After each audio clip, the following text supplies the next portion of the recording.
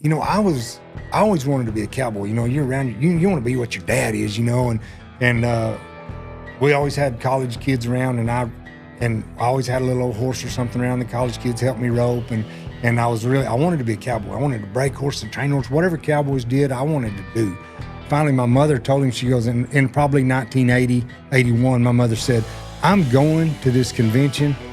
You can go if you want to, but you don't have to. But I want to go see what this American Farriers Association is about. Every time they saw me shoeing a horse, so I became the guy that was shoeing the horses. I became the horse shoer. So I built my business at junior college for a couple of years there, and doing that. And it's just neat the people that you meet and the connections you make. And like we've talked about, like everybody on your show talks about, it's about the connections, it's about the people, it's about the network.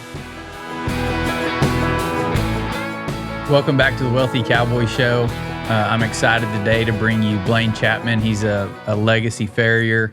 We're going to get, I think, a lot into history, a lot into modern times, a lot into the business side of being a farrier and all the breaking things, how things are changing and all that. So how's it going? I'm glad you could be here today. Man, I appreciate the opportunity. I'm a fan of the show, and it's been educational. I've really enjoyed what you're doing. I appreciate you having me. Yeah.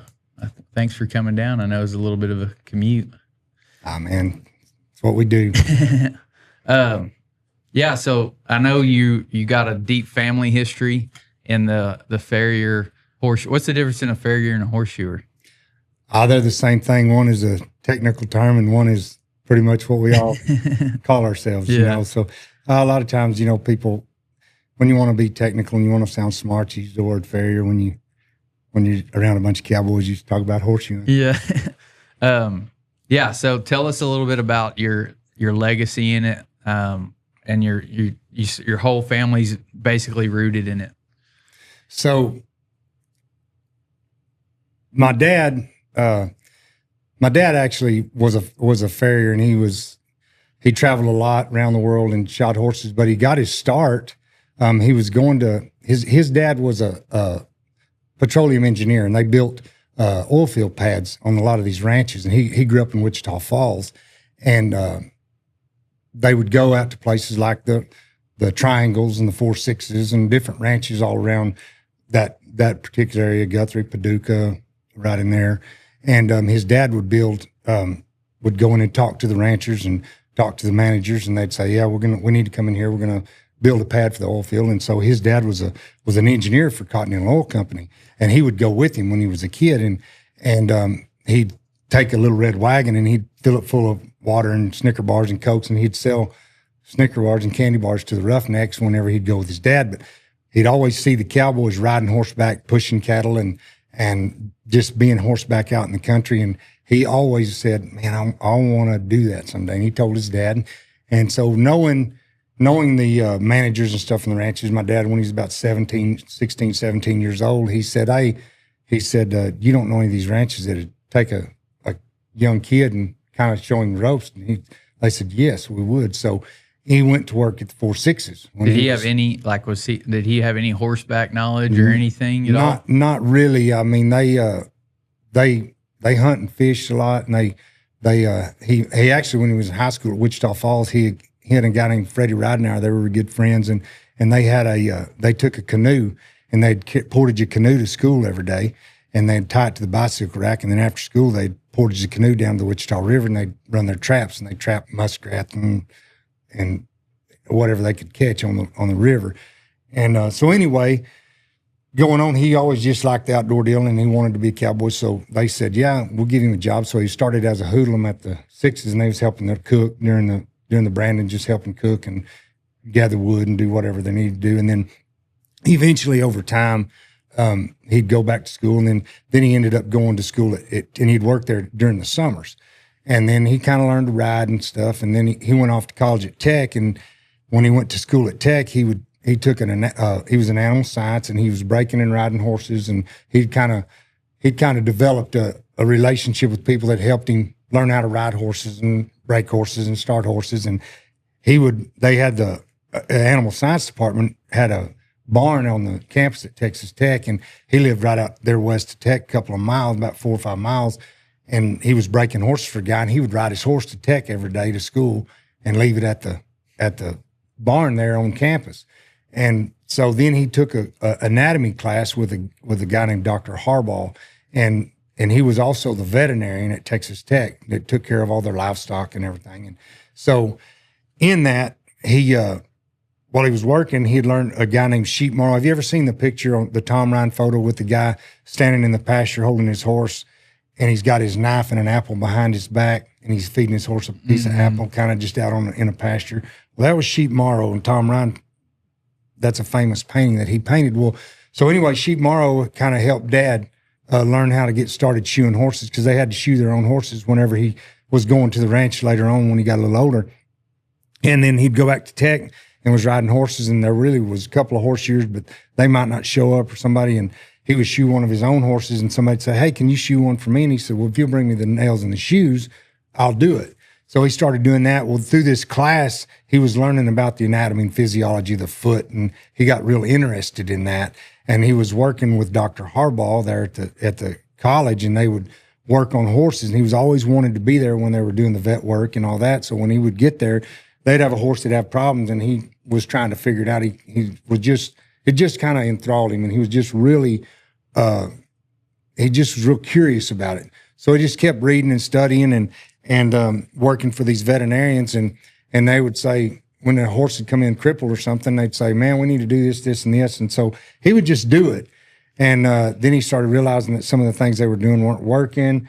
And then they would get these horses that would come in that were foundered and had laminitis, these brood mares and stuff like that. And they would use the shoes and the methods that were in some of these older books, and they really weren't working too well. And so when those horses would die, or they'd have to put them to sleep because they just couldn't function anymore, well, he would cut their legs off, and he and another veterinarian would cut them in half, and they would study them, and they would see what was going on. And he realized at one time, moving forward, that, if you mash your fingernail and you get a big blood blister on it, it's really painful. Well, you could drill a hole in that and release the pressure, and you'd feel better almost immediately. And he realized that, hey, I wonder if I can do that to a horse. If once they take x-rays and cut these feet and they see the hematoma underneath the hoof capsule, between the hoof capsule and the bone, and they get a hematoma just like you and I do when they go into the acute onset of founder, and they really move forward into that stage of the disease. Well, so he and different veterinarians, they did a lot of trial and error stuff, and he finally came up with the idea in the 60s to try to use this harness horseshoe that would support the frog, because he realized that the frog was one of the places that had the least amount of nerve supply in it, and the blood, and you could actually, and those frogs on a lot of those horses were real prominent and real bold, and so they were actually standing on their frog, and he realized that you could, and then with the way the bony structure inside the hoof capsule, from the inside the hoof capsule up to the ankle of the horse or the fetlock, how those bones should line up with one another in order for it to be normal. And so he moved on, and he started applying this shoe, and then he started opening the hoof capsule up to let some of the hematoma and the hemorrhage, the pressure go away. Mm-hmm. And once he did, these horses started really responding well. And he drew a lot of his own schematics by hand, and in the process of how all this happened. Well, moving forward to that, the American Farriers Association had been developed in New Mexico in the late 70s, like 78, 79, right in there. And they had an advertisement in the back of the Western Horseman. And my mother, she said, we need to go see what this American Farriers Association is. And he said, yeah, we'll go. And so the next year, he said, nah, I'm not going to be able to. So anyway, long story short, they move on, and finally my mother told him, she goes, in probably 1980, 81, my mother said, I'm going to this convention. You can go if you want to, but you don't have to. But I want to go see what this American Farriers Association is about.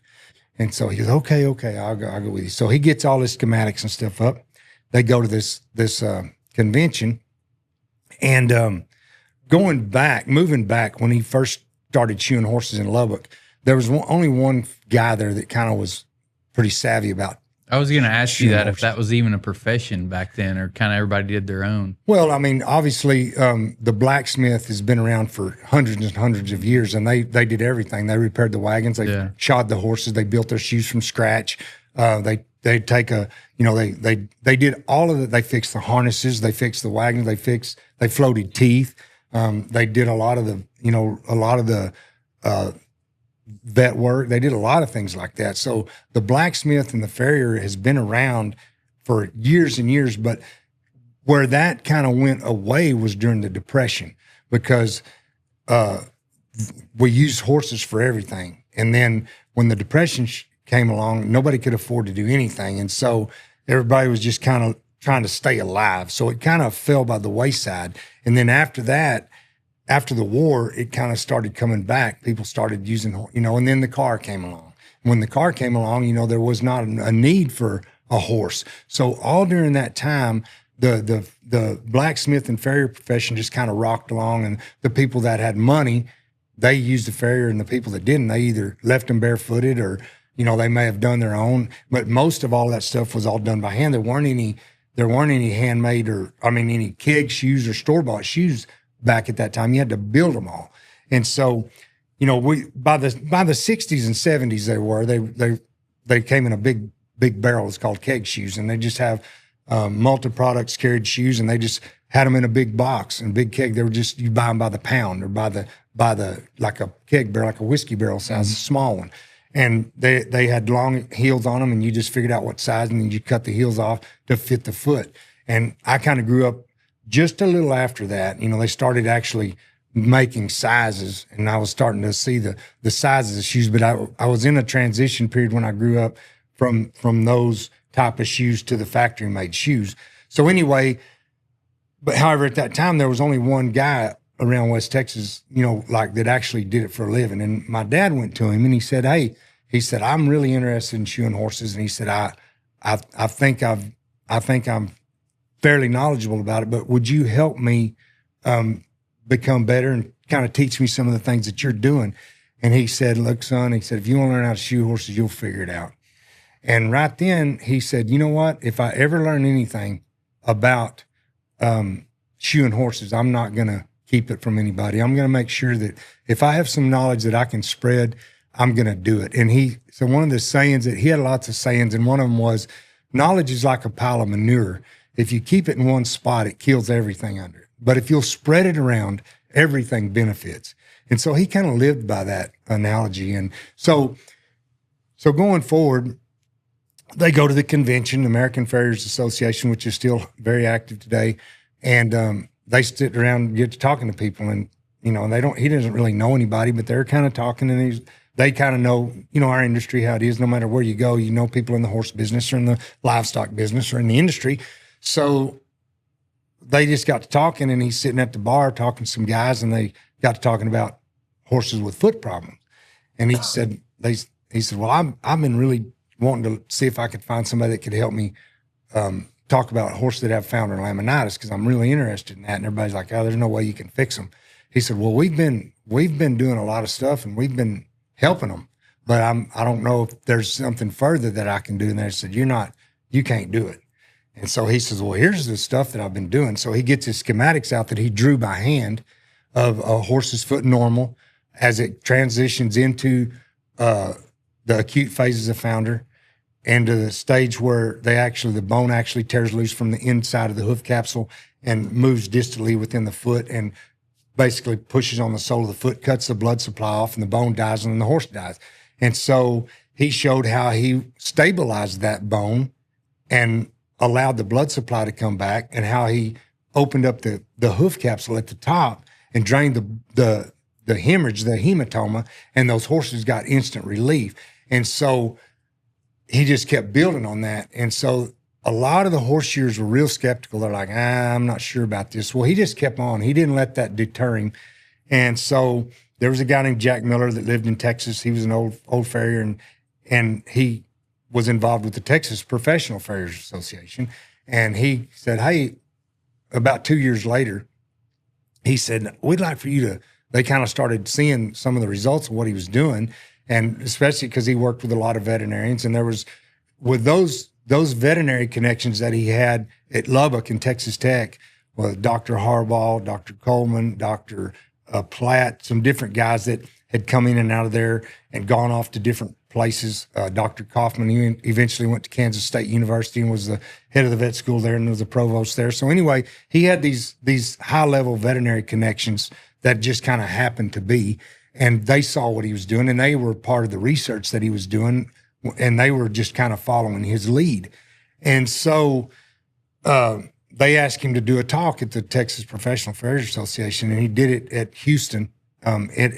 He finally did it at Houston at the convention, the American Farriers Association National Convention, and he takes a horse up on the stage there and works on a foundered horse and shot him with a heart bar shoe and took his front of his hoof wall off and relieved all the pressure and took all just took his hoof capsule off the front and then stabilized it with the shoe, and the horse walked off. And it's the first time that anyone had ever seen anybody do that.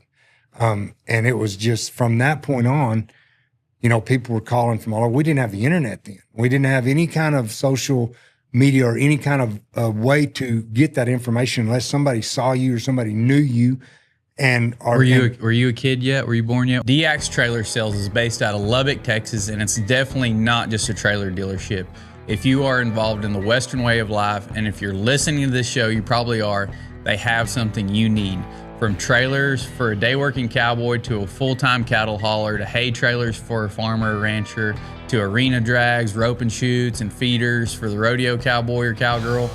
They also deal in every kind of hay any of your animals could ever need. Literally anything you need for farming, ranching, or rodeoing, they have something for you.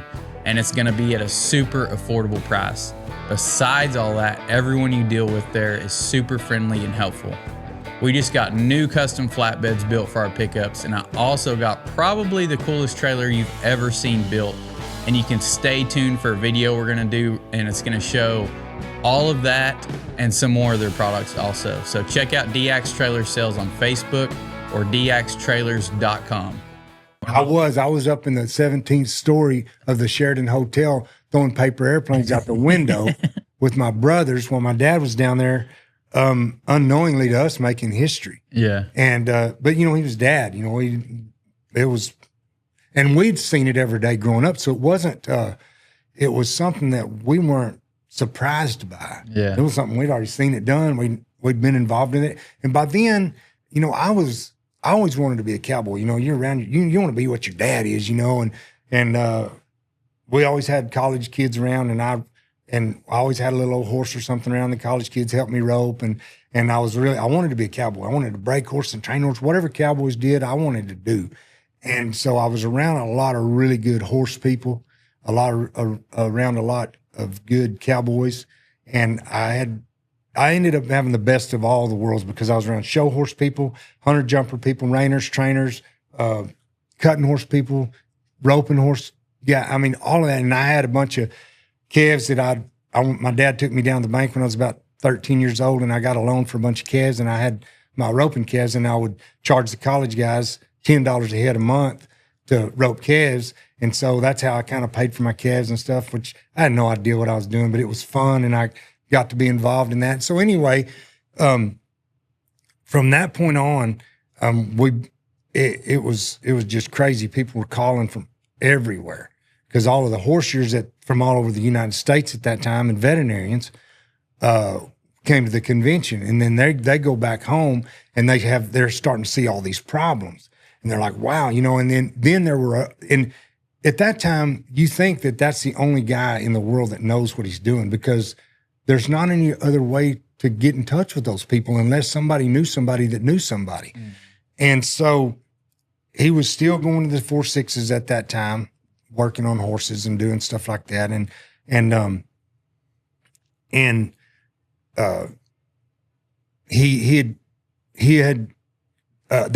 had the horse sale every year there, and he went to the horse sale at the 6s at the Remuda sale, and he was talking to a guy there, and they got talking about a famous racehorse. Her name was Easy Date, and she'd run the All-American, and she foundered, and he said, I got a mare up here that's worth a lot of money, and he said, I wonder if there's something you can do. We've done everything. We've had all the best vets in the world have flown in and looked at her, and matter of fact, the vet from Cornell was flying in tomorrow or today, whatever, to look at her. And we'd wonder if you'd be interested in looking at her. He goes, yeah. And he said, when you want to do it? And he goes, heck, we can do it whenever you want to. He goes, well, I got my plane right out here and we can just go today. So they loaded up in the plane. They flew out of Oklahoma and they look at Easy Date. Well, the veterinarian shows up and they collaborate and they end up taking the front of her foot off and relieving the pressure. And she did pretty good for a while. But anyway, so at that point, you know, we had our office in our house and the phone rang constantly and people call from all over the world. And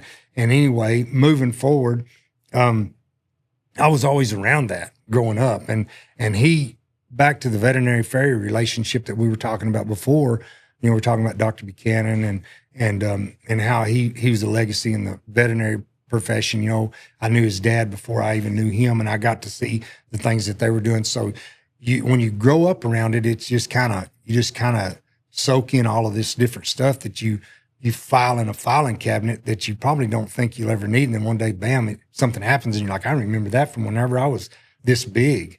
And so that's kind of what happened to me. And I always wanted, I never intended to shoe horses for a living, just like my dad did. And it just but it was something that I was interested in. I wanted to do it. I didn't like coming home and going in the house. My mother wouldn't let us come inside. She said, y'all get outside and go do something. So we'd saddle our horse, ride or whatever. And then he always had somebody working for him, or we always had somebody so one of the guys that's probably the world's leading authority on founder and laminitis today is from Australia. His name is Dr. Pollitt. And after that convention in Houston in 82 or 3, whatever it was, everybody dissipates and goes about their business. Well, there's a horseyer that was there from Australia, and he goes back home. And Dr. Pollitt was the head of the equine medicine at the University of Queensland at the vet school. And they had a horse that foundered. And they were talking about trying to treat it and how to treat it. And the horseyer said, there was a guy in Texas that did this exact same thing, worked on a horse like this. And so Dr. Pollitt's like, being a doctor and veterinarian, he's thinking of in probabilities. How many times can we do this, and how many times will it work if we do it? And so the horseyer's a theoretic thinker, and he's like, oh man, it worked. He said to do this, and it worked. So he didn't ask any of the questions. And so Dr. Pollitt says, well, what did the shoe look like? And he drew it in the sand. He drew a picture of a horse's foot with a bar in the middle, looked like a horse's footprint in the sand with a frog and everything. And he said, well, and so Dr. Pollitt, being a veterinarian and being a critical thinker like that, he's like, well, how long is the bar supposed to be? Well, I don't know. Well, does it touch the frog or not? Well, yeah, I think so. Mm-hmm. Well, why did he cut the front of his foot out? Well, he said it's because he had a hemorrhage in the toe and he had to open it up to relieve pressure like you do if you mash your fingernail. Well, how many nails do you use? So he's asking all of these things because he wants to know about the probability of this working and if it's voodoo or not. Instead of just if it works or not. Right. And he said, well, he goes, I'd like to talk to this guy. And he goes, matter of fact, he gave me his business card. So he hands, which we hardly do anymore because of social media and the way we can get a hold of people. So he gives him my dad's business card. He calls and he said, I want to come stay with you for a month. Dad said, come on. So he flies over and they sit in the living room of our house all night, every night, looking at pictures, discussing what to do, how to do it. And Dr. Pollitt at that time decided he's going to make learning how to treat and cure founder laminitis his life goal. And so he went back to Australia and he took all these pictures and videos, 8,000 times magnified of the inside of a horse's foot, what's happening, the insulin and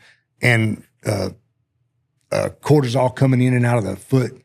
He took a camera and put it in the vein in a vessel, and he recorded all this stuff. So he's done all this research, and so it's really changed the way that one method is totally changed the way that we treat founder and laminitis today throughout the world.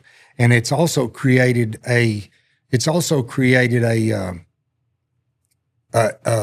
interest that people have had in it to try to do better, do something better. At first, we just put the heart bar shoe on there, and the horse's foot would have, the whole sole would be exposed, and you'd have a big decubitus ulcer on the bottom of their foot that you had to dock, and you had to wrap it up with vet wrap or elasticon and gauze and all that. And then later on, horseshoers are pretty innovative. And so they're like, well, I could take a plate and bolt a plate to the shoe, and I can take it off and I can medicate it. And that way I don't have to spend all this money on all this tape and stuff. So that became something that we started doing. And then we started realizing that we could use different materials to pack the whole back of the foot, because at the time we were just using the frog, and a measurement of 3/8 of an inch back from the apex or the tip of the frog was where you wanted to position your bar, because we knew that was in front of the point of that bone. If it was put pressure on it, it would stabilize it. It wouldn't let it go over the front into the sole, and it wouldn't be so far back that it actually pushed it through the sole. So that was a state of equilibrium that they found radiographically and by doing all these dissections. And so as that moved on, I got a little older.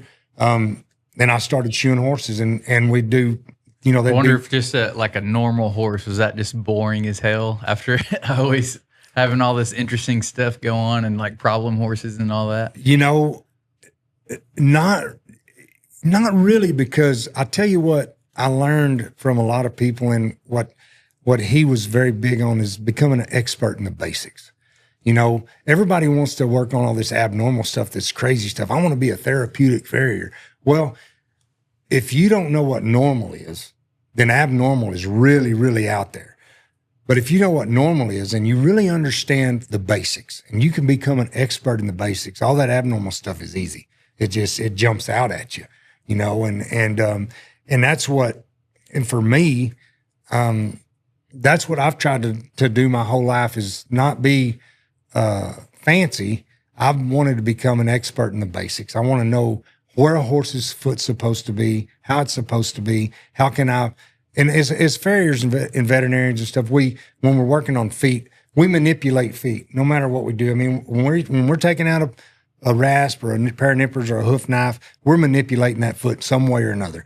And how do we manipulate that foot in a way that that we get it as close to normal as possible as that can be on that horse, without manipulating it to the point where it adversely affects him? In other words, trimming him too short or trimming him unlevel, or, and fortunately for us, a horse is the most resilient animal in the world when it comes to their feet, because we've done so much crazy stuff to them, and so anyway, and that's how that's how I got into shoeing horses, and then over the course of time, Dad would be doing stuff, and I'd get home from school in the afternoon, and we'd have crippled horses just stacked in the back everywhere.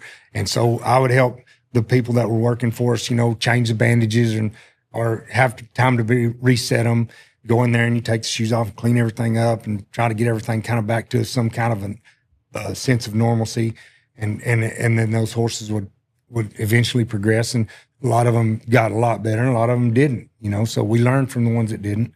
And now, it's the way that he developed that particular method. It shows up in every protocol that works today. His method shows up in that somewhere, and that is utilizing the back of the foot. A horse, you can utilize the back of their foot to maintain and gain so much more function just by using the back of their foot. So that's what that was all based around. And everybody, and there's a lot of people over the years that have added to that, and different kinds of protocols, different kinds of shoes, different kinds of products that have been developed to help the horses recover from that. And you don't see it near like you used to now because of the technology and the ease of learning it. YouTube, videos, asking people. We're so much more connected, and that's a benefit to the horse for sure. And back then, he was, it sounds like he was like the go-to, the authority. If you had a crippled horse, you're going to get a hold of him. Yes, it was. And over, after the first after that particular event, whenever he presented that at the Farriers Association in Houston, it was, the horseshoers were really skeptical of it at first. And there were a lot of people who weren't on board. And after he did that, and after they started having trouble in their area, then they thought, you know what, maybe this guy does have something going on. And so then it became that, it just, people were calling, and he was very, he was just one of those guys that wasn't afraid to give his knowledge away. He wasn't worried about somebody stealing his business. So I'm not going to tell you anything. He was, like I say, he wanted to, if he could help somebody. And I think that's what helps a lot of us in business. If we can help somebody else achieve their goal, we're gonna benefit from it somehow, whether we want to or not. So that's what he was about. He was about helping the horse, and he was he understood anatomy and physiology of the horse's foot so well. He was way ahead of his time, and unknowingly, he didn't realize that he was. He just did it, and then all of a sudden, here we are. And so when he could talk to you on any level. He could talk to us on a lay level where people didn't understand the big words, and he could talk to a veterinarian on their level where they understood what he was talking about. And he didn't, and he knew his process and what he was talking about so well, it was really hard for people to argue with him, And so, and they were at a point, a lot of these horses, when he got there, had two chances. One was slim, the other one's none. So his thought was, let's try something. Let's do something, and to see if we can help him. I mean, if I break my leg and I go to the hospital, my bone's sticking out of the side, don't euthanize me. Try to do something, and that's what that's kind of what his mindset was. Mm-hmm. And did you see him like build a really good business around the horseshoeing around? I mean, as far as money and business wise, I mean, you were like, this could be a good business model. Yes. Well, and this is the thing about it is he wasn't the greatest business person as far as money. I was listening to one of your podcasts, and you were talking about cash flow, and I agree with you on that. Cash flow is a big thing. And I think if you can create stabilized wealth that's over here in a bank account, that when you get to a certain age, it's going to have grown to a certain spot, and you don't touch it, and you can't really use it. And then you've got this cash flow over here that you can reinvest it, and you can do something with it. You can make something happen. And that's kind of how his business was. And from a business model, he knew that wasn't his best attribute. So we had a secretary. He had a secretary, and she took care of all that. She did all the billing because he didn't have time at that point. I mean, he had a phone in his truck in the 70s. So I remember he'd have a phone in his pickup, and he'd honk the horn whenever it'd honk, honk, honk, and he'd go answer. He'd be shooting horse and answer the phone and talk, and he'd reschedule all his stuff and do all that. But then when this laminitis thing and this hard bar shoe, all these companies started coming to him, and they wanted him to be a part of they wanted to be a part of what he was doing. And so he went in and he had a secretary that handled all that, because he didn't really enjoy that part of it. Mm-hmm. So he had a secretary that did the billing, did the scheduling, did all that stuff. And then he made his phone calls back. So from that perspective, he was smart by knowing where his weaknesses were. Yeah. And so I kind of, I developed that in a roundabout way over the years in my business too. And especially with the technology, I ended up, whenever I got my business going, and I've started over 5 different times. And so first, that's how I got into the business, shoeing horses, with my dad. And then it was time for me to go to college. And so I get a scholarship to go rodeo at junior college at Big Spring, Howard County Junior College. And I had to make a living. I had to make some money. My parents, they didn't just hand me an open bank account. My mom and dad bought me a $4,500 pickup, and I had a Stidham 2-horse trailer. I loaded up my horses as soon as I graduated from high school. I moved out, lived with some guys, and then whenever college started, I took off. I was gone. And my dad said, "Don't call home for money. Just call home you gonna come home, get some horseshoes and nails, and get back after it." I said, "All right." So, and I was real fortunate because of the people that came to learn from him. They were really, really handy, like Jim Poor, Grant Moon, a guy named Gunnar Gatsky that's no longer with us, and the people that were involved in the Farriers Association.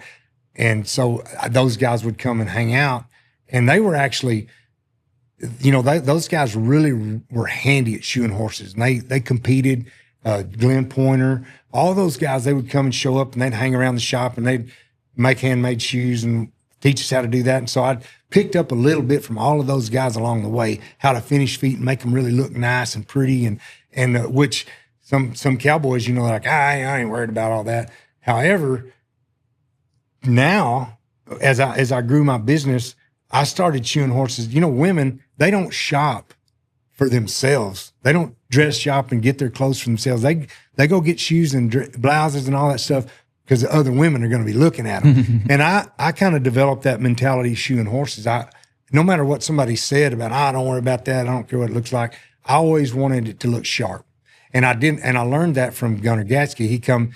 He was a horseshoer from out in California, and he had some substance abuse problems and was just a genius. So he calls and love. He said, "Hey, I'm going to come stay, and I got to get my life straight." So he came and he stayed with us for about 3 or 4 months and just started his life over, and he helped us and he taught us a whole lot. He was probably one of the most genius men I've ever been around as far as horses' feet and horseshoeing. And he taught me a lot. So I learned a lot from those people.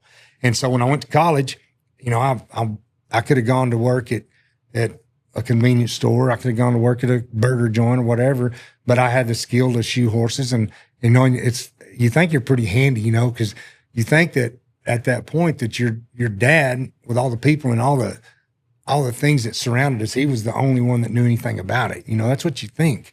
And I get off to college, and there was one horseshoer there at Big Spring at the time, Milton Ringel, a Spanish guy, and he just shot at the sale barn and kind of tacked them on and did a good job and did a lot of horses.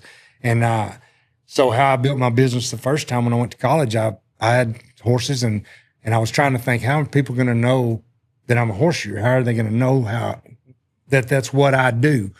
And especially being a college kid. So I knew that I went to practice a couple of times, and I realized what time most of the kids were coming out there to the arena. And so I would get out there earlier before they got there. I'd set all my stuff up, and I'd get one of my horses out, and I'd tie him up. When people started showing up, I'd pull a shoe off and knock the nails out. And then the more people that showed up, the faster I got. And I kind of did. And if everybody that was about all that showed up, I would wait till the next day and do the back. So I'd show up at the same time the next day. So every time they came out there, I was shoeing a horse. And they really, I don't know, that they probably didn't pay attention to what it was, but I made them look nice. I cleaned them up. I put hoof polish on the outside, so they look sharp. They look nice. And somebody would say, "Hey, can you shoot one of mine?" And I said, "You bet. When can you do it?" "I'll do it whatever time." So I would wait. I always waited till everybody was there. And so every time they saw me shoeing a horse. So I became the guy that was shoeing the horses. I became the horseshoer. So I built my business at junior college for a couple of years there, and doing that. And my mother gave me a credit card when I went to college first semester. And she said, "You can use it whenever you want, but I'd rather you just use it for emergency situations." So I said, "Okay." And all I did was buy gas with that credit card. And so, I went home Christmas holiday, or let's see, you go to starting school in September or whatever. And so whenever I went home for Thanksgiving, I told my mom, I said, I don't think I need this credit card anymore. So she said, "No, you need to keep it in case." I said, "No, I think I can," because I'd always heard my mom and dad say, "Yeah, and we paid our own way to school, and we did this and we did that." And I thought, well, if they did it, I can do it. So I gave her the credit card back. My truck was paid for. I go back to college, and I would, and talking about how to, your show talks about how people got started and how they got built. Well, there would be times that somebody would call me to go shoe a horse or trim a horse. And I hear horseshoers a lot saying, "I'm not driving 25 miles to trim one for $50. And I'm like, the way I looked at it was, okay, if I was working at McDonald's at the time for, let's say, $4.50 an hour, I'd have to work all day, and I still wouldn't make $50. And at the time I was getting like $25 to trim a horse, 20 maybe, $20. And I'd say, I can be there if I get up in the morning and I leave at 7, and I get out there at 7:15, then I can get that horse trimmed by 8, visit with the people, shoot the bull, get my money, and go home and be back at school. And then I can go rope. And I've already made more money doing that. Well, you don't know how much your fuel costs. Well, you have to build your business. And sometimes you have to do those things. And there were times that I would have to go shoe a horse or trim a horse 15, 20 miles. And I only had barely enough fuel in my truck. I'm thinking, man, I hope they pay me cash. So when I get there, I can go straight to the gas station and put $5 in my truck and be able to get me back to school so I don't run out of gas, And I'd get out there and never fails.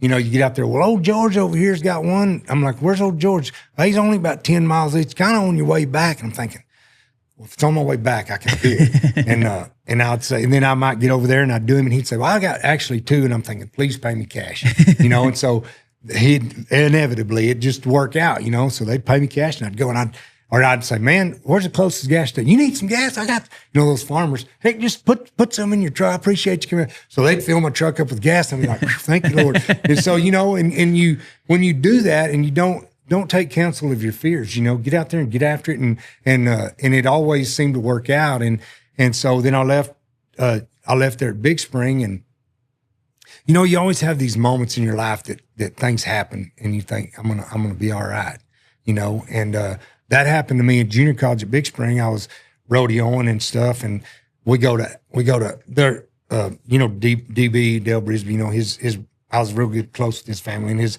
his youngest uncle was a friend of mine, and he had died in a motorcycle wreck, but he had this little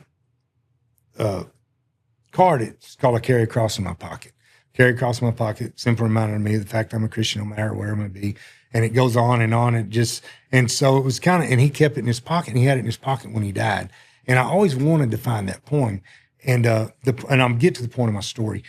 And I'd always look for it. And I never went to a bookstore to look for it. I just kind of looked for it around if I saw it, because I knew what it looked like. It was in a little plastic sleeve. It had a little cross on the top. And Pat Branch, he did all the Cowboy, Christian athletes, services at the college rodeos. And he'd asked me if I'd preach the next morning. I'm like, I'm not the guy. I'm not the guy you want to do. I would just give your testimony. Because I got to be gone to Cheyenne or wherever. And I'm like, man. And so I asked Corey Ross. I said, hey, man, you're going to have to help me out here, because this is not what I do. And he said, yeah, I'll help you. So anyway, long story short, that night, Saturday night, because the short rounds in were on Sunday, that Saturday night, some guys wanted to go get something at the store. So I drive up there, I park. And a car was right there in front of the door, and they back out. And when they back out, I always look on the ground and look around, try to be observant of Mastermind. And I look over there, and I see this little business card looking thing on the ground. And I thought, that. So I put the truck in park, I get out and run over there, and it's that poem. And it was in that same plastic sleeve. And I've been looking for it since Corey had died. And it'd been run over so many times the little wooden cross was gone, but you could still read the poem. So I put it in my pocket, and I was like, at that point, I'm like, I'm going to make it. This is the sign. I'm going to be all right. No matter what, if I'll keep going forward and I'll keep pressing and I don't quit, I'm going to make it. And so at that point, man, I never looked back. And then I went to, then I decided to go to Texas A&M. I was going to go to vet school. I was going to be a vet. That's what I wanted to do. And I got over there and I got to listen to people, how much it costs to go to vet school. And I'm thinking, how am I going to pay for all this? And I thought, you know what, I'm just going to go to school and see where it takes me. And so same deal. I had horses. There was a lot of horses around College Station, but there was a lot of people where I kept my horses. So I'd back my truck up. When everybody showed up, I'd get one of my horses out. I had some buddies that had some horses. I'd get them out and I'd work on them till kind of people dissipated. Or did you do the same ones just over and over, just pull their shoes off and no, back? because I had a couple of horses, and then, of course, when you're in college, I had a girlfriend. She had 3 horses. And so I had enough horses that I could do the fronts. So if I did the fronts today, I could do the backs tomorrow. And then I'd have another one. Or if there was people still coming, I might go ahead and do the back. And then the next day I'd get that. So I wanted to make sure that I was always present, working, shoeing horses when people showed up. And then inevitably, college kids, they come there, they don't know anybody. They're trying to find somebody. And inevitably, somebody would ask me to shoe their horse. And so I'd always say, why don't I do it at this time? Okay, fine. Well, we're going to rope it. What's in the time? Can you have him done before then? You bet. So I'd get out there, and I'd be working when people started showing up. And so I would always be seen doing that. And I did that when I went to Big Spring. I did it in College Station. Then after that, when I graduated from A&M, I'd had good businesses built in all those places. And a lot of times, you know, there was other horseshoers in those areas, and I'd see them and I'd meet them and introduce myself to them. And a lot of them by that time, everyone knew who my dad was. I mean, it was like, and so I had a lot of pressure I put a lot of pressure on myself because I didn't want to let my family down. I wanted to do as good a job as I could. And so I really dove into learning, you know, what people were doing and how good a job people did. And I always compared my job to somebody else's. And I always wanted, and I did not, when somebody saw my horseshoeing, I wanted them to know that I did it. So my trademark was always from an early age, and a lot of people do it now. It's not really that uncommon. It's not uncommon at all. Whenever I started out, it was real uncommon for somebody to put stuff on the outside of their feet after they got like a hoof polish and stuff. They just didn't do it. Or it was uncommon for them to really clean them up on the outside of the grinder and make them look spanky, you know. And that was something that I did to set myself apart. I found something that was common to make it uncommon. And it worked. And when I went back to Lubbock, I went to College Station. Then after that, I went to Alpine to Sul Ross, and I got my master's at Sul Ross, and I coached the rodeo team. They had a horseshoeing program there. And I wasn't officially an instructor. However, I really went, I always liked going and helping the kids at the horseshoeing school. And so I knew a lot of people from that. And then I still shot horses around, and I'd take those young guys and I'd get them to finish for me. And then whenever I moved back to Lubbock, my brothers were there and my family was there. So we were pretty well known at this point in the late 90s, you know, 96, 95, 96. We had a shop. We were established. Everybody knew my dad. Where'd you get your degree in?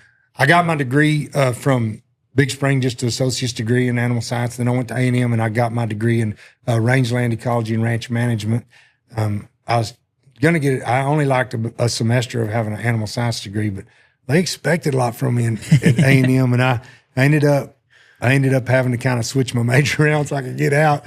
And you know, it's kind of funny. I wanted to go to school at Tech and be the mask rider because of DB's dad was. You know, it's kind of, and when they retired that horse that his dad rode, Miss Ann from the Sixes, she gave him to us, and so I had him. He was my horse. So I wanted to be the Red Raider.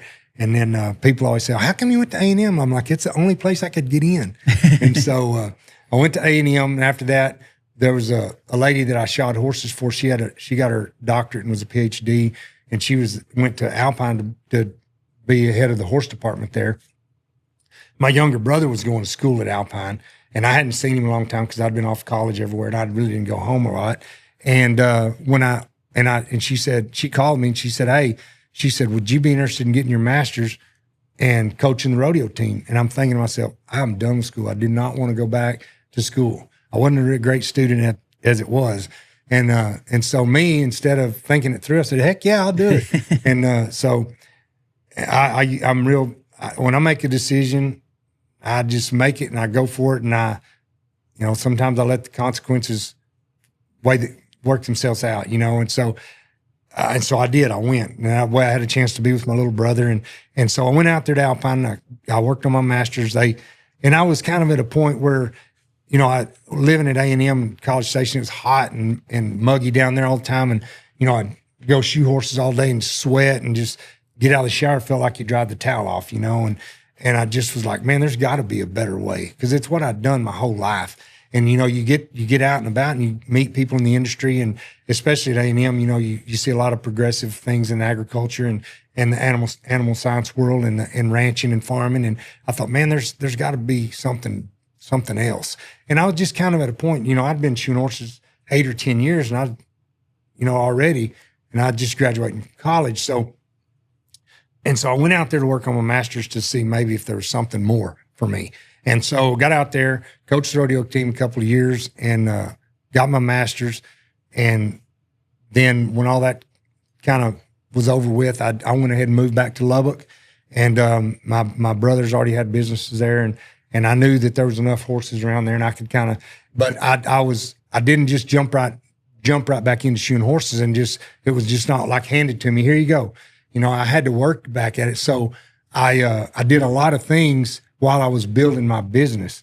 So I auctioneered. I went to auctioneer school, and I always a guy named Galen Knights. He wrote down on a piece of paper when I was about 14 or 15 what I need to say to be an auctioneer. I've been one. Would you give two? Would you give two? Would you give $2? So I just did that over and over again, and I'd always practice. And then I thought, you know what? I want to go to auctioneer school and learn how to really do it. So I go to auctioneer school in '96, and I don't think they really, it's just like any school. You learn just enough to get started and get in trouble. So you got to get, and so I figured that out pretty quick. And so I watched a lot of the professionals and the world champions, and I learned how to kind of imitate those guys. And then I just kind of built my chan around that. And then when I went back to Lubbock, they had a horse sale every Tuesday night, and I'd go out there and sell the junk for $1 to $10 to practice. And then Lance Folsom, and Jack Caulfield, they owned that sale barn there. And Lance was Jack's stepson there, and he was an auctioneer, and he worked at the car sales. So he got me a job at the car sales. I thought, well, I can work at the car sale from I can be there at 8 o'clock and be done about 1 o'clock, and then I can shoe the horses that I'm starting to build in the afternoon. So I'd go there and I'd shoe horses, and I'd make money 2 days a week at 2 different car sales, and just selling the extra cars and really ringing is what I did. And then there's a guy up there at Lubbock, Ed Bynum. He was an auctioneer. He went to Colorado City, the auction barn, and he went to Tulia, and he went to Lubbock. And I would go write tickets, and he'd let me sell the end, and we'd go to Lovington. So I did those things on Saturdays, Fridays and Saturdays, and go help him at the cow sale. And so I could kind of experience that and see if it's really what I wanted to do.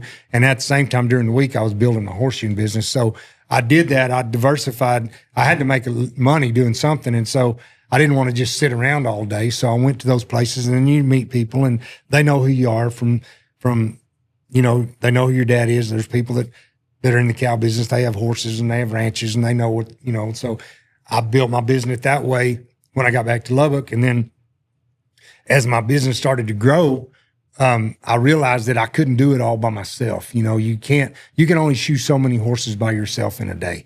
And so fortunately, I was just kind of plugging along there, and Dr. Blodgett, and I did a lot of work for some veterinarians. There's some local veterinarians. I do their therapeutic work. They'd call me and say, hey, and you want to do this and that? And I'd say, you bet. And so anyway, Dr. Blodgett, he was at the 4-6s at the time, and he called me and he said, we need a horseshoer.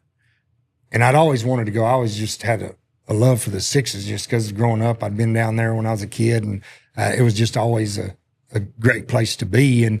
And he said, I need a horseshoer. Would you be interested in doing it? And I said, you bet. When you want me to come? So he told me, so I show up down there. Well, he's not a micromanager. And so nobody really knew I was coming. And I show up down there, and I tell the girls, hey, I'm Blane Chapman. I'm talk to Dr. Blodgett, and he wants me to start shoeing the horses. And they're like, oh my gosh, we didn't know you're coming. So they start putting horses together, and that Mare Motel's got 84 stalls in it, and then there's pens everywhere. So there's horses everywhere. And I'm like, man. So I work all day, shoe horses all day. And that afternoon I was writing up my invoice, and I went in there and talked to Dr. Blodgett, and I said, how do y'all normally do this? And he goes, oh, well, he said, about every 2 weeks I'll call them. They'll bring a crew, and they'll spend the night and stay a couple of days and shoe horses. And then, it's been kind of tough. And he said, the last guy we had, he just doesn't want to do it anymore. It's too overwhelming. He said, I'm not sure exactly what the best way to do it. And I said, what if a guy just came every week? And he goes, you'd come every week? I said, I don't know how else you'd do it. I said, that's the only way I could keep up with it. And so when that happened, my business in Lubbock was going pretty good. I quit going to the car sales and quit going in. My dad got sick in 99, and he passed away. And when all that happened, well, my business was big. I didn't have time to deal with all the family stuff. And I had little girls, I had kids, and I was trying to buy a place and all that kind of stuff. So I was just trying to put it all together. So I had a helper. I had a guy who wanted to learn how to shoe horses, so he came with me. So from that point, I always took a helper, and I ended up training guys, and I would train them, and I would pay them as I was training them. They were actually costing me money in the beginning because I was having to slow down, teach them what to do. However, once I got them to a certain point, they were actually making me money while I was paying them, and it was a win-win. And so whenever I got really, really busy, I took on another guy.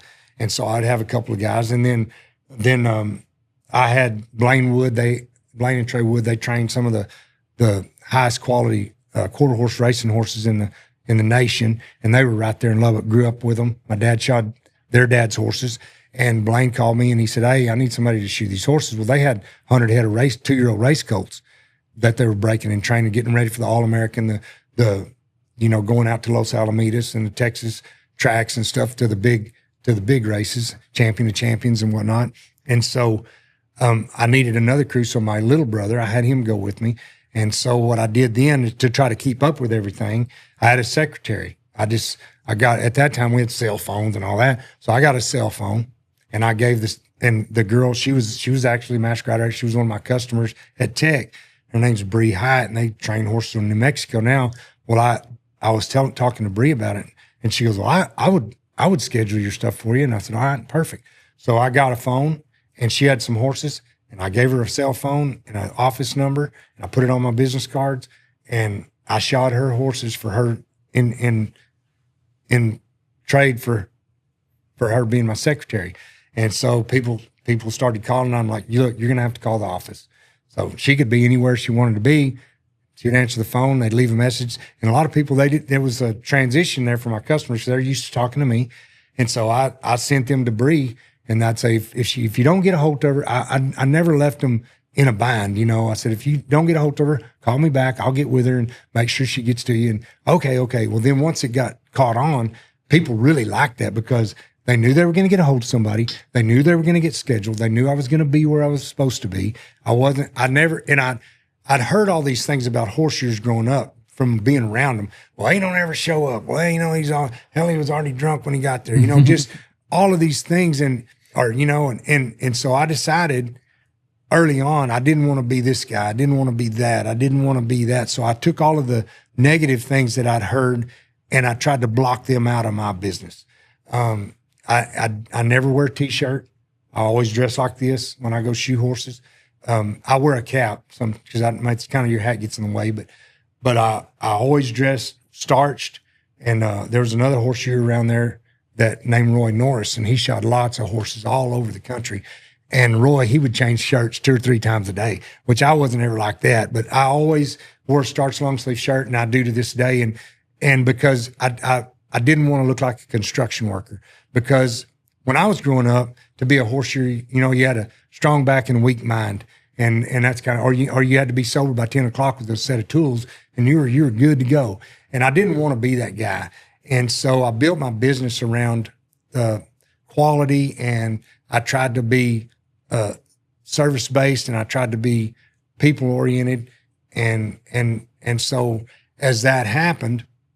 Did you take all this like kind of trial and error? Were you following somebody's footsteps? Or were you looking at other businesses saying, I can do this and implement that in mine? Or let's be honest, ordering custom merch is way harder than it should be. You get some random sales rep who thinks ag is short for aggressive. They slap your logo on a boxy tee no one wants, or the same cap that your competitor has, and then hit you with surprise charges for artwork, setup, and who knows what else. That's why I've been working with Brand Cowboy. They actually live in the ag, western, and outdoor world. No artwork fees, no setup fees, and they know what looks good because they're part of the culture.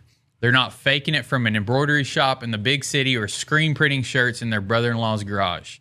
We're even building Wealthy Cowboy Show merch with them right now, and it's been awesome. They made it easy, fast, and actually fun. And if you want more than logos on blanks, they've got full cut and sew capabilities, built from scratch, custom fabrics just for your brand. private labeling inside and out, head to brandcowboy.com and book a call. Mention Crockett and get a free 30-minute consultation on how you can build merchandise that your customers will actually want to wear and at such a high quality you could offer it for sale no matter what industry you're in. Brand Cowboy, made for you, made for your brand. I looked at it kind of like what I was saying. I looked at it from all the negative, because I grew up in the business. So I developed a lot of things by listening to what people didn't like to see in the horseshoe. Well, every time he came, he just whipped my horse in the belly with a rasp, done it to this, that, and the other. And so I didn't want to be that guy. I didn't want to be the guy that got mad at somebody's horse and kicked him in the belly. I'm not saying I've never done it. I'm just saying, and another thing, I was around really good horsemen. And I think that was probably as much a key to my success as able to do the job, because horses are finicky.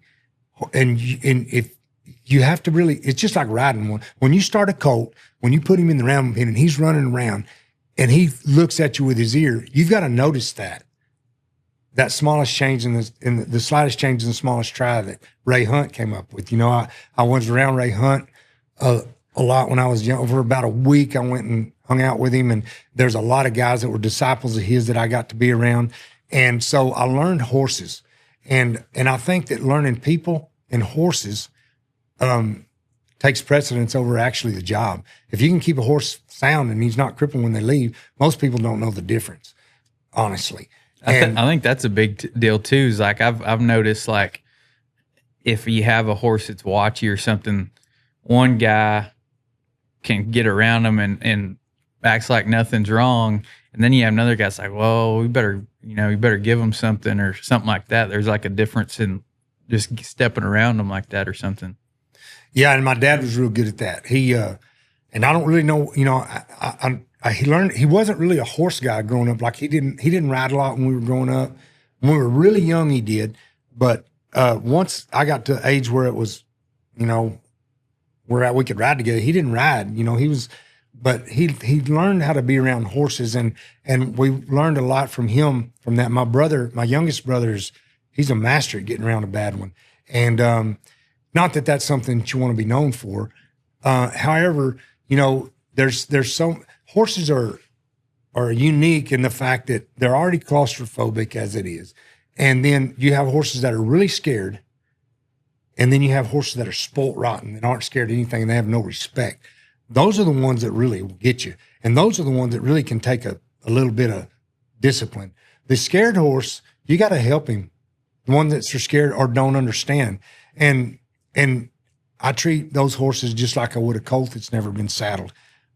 If I can just get him to pick his foot up, if I can touch him on the leg and he'll pick his foot up, I'll just pet him. And then if I can touch it again, he'll pick it up a little longer. Then I'll go to another foot. Just keep working around them and get their trust built up and get them understanding that, just like Craig Cameron says, he said a horse's eyes are even Ray Hunt, all those guys that are really good. A horse's eyes are on the side of his head and ours are in the front. So we're a predator to him and he's a prey animal. So he doesn't know that we're not going to pick his leg up, yank it off and chew on it and eat him for lunch.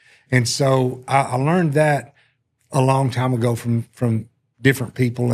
And so I've always approached horses that way, and just, learning how to be calm and where to touch them, where to handle them, how to handle them, and a lot of us learning how to shoe horses, we get under them and then we stay under them all day and they're pulling on us and we're mad at them. We're hitting them in the belly. Well, they're uncomfortable. Or if you trim one foot, like just knowing the difference in, like, just say at the sixes, they've got concrete floors, but some of those floors, the concrete is worn off and the rocks are there. There's just some little pebbles and rocks. So if you trim that one foot on some of these older horses that have some foot problems, and then you set it down and you go over to pick the other foot up to pull the shoe off, well, he doesn't want to stand on those rocks because he's got a lot of proprioception there, and it's not comfortable.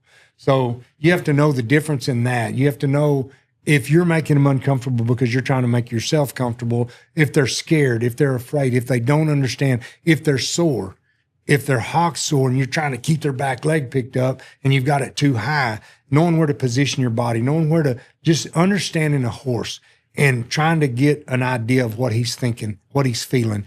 And those things are things that that it's all a feel. And it's hard to teach a feel. It's hard to teach feel. And those are just some things that feel like that it was something that God gave me that I learned from listening and watching and knowing how to get around them. And I heard Kenny Platt talk about that on the Converse Cowboy the other day. They were talking about feel and most people would say that you're kind of just either got it or you don't.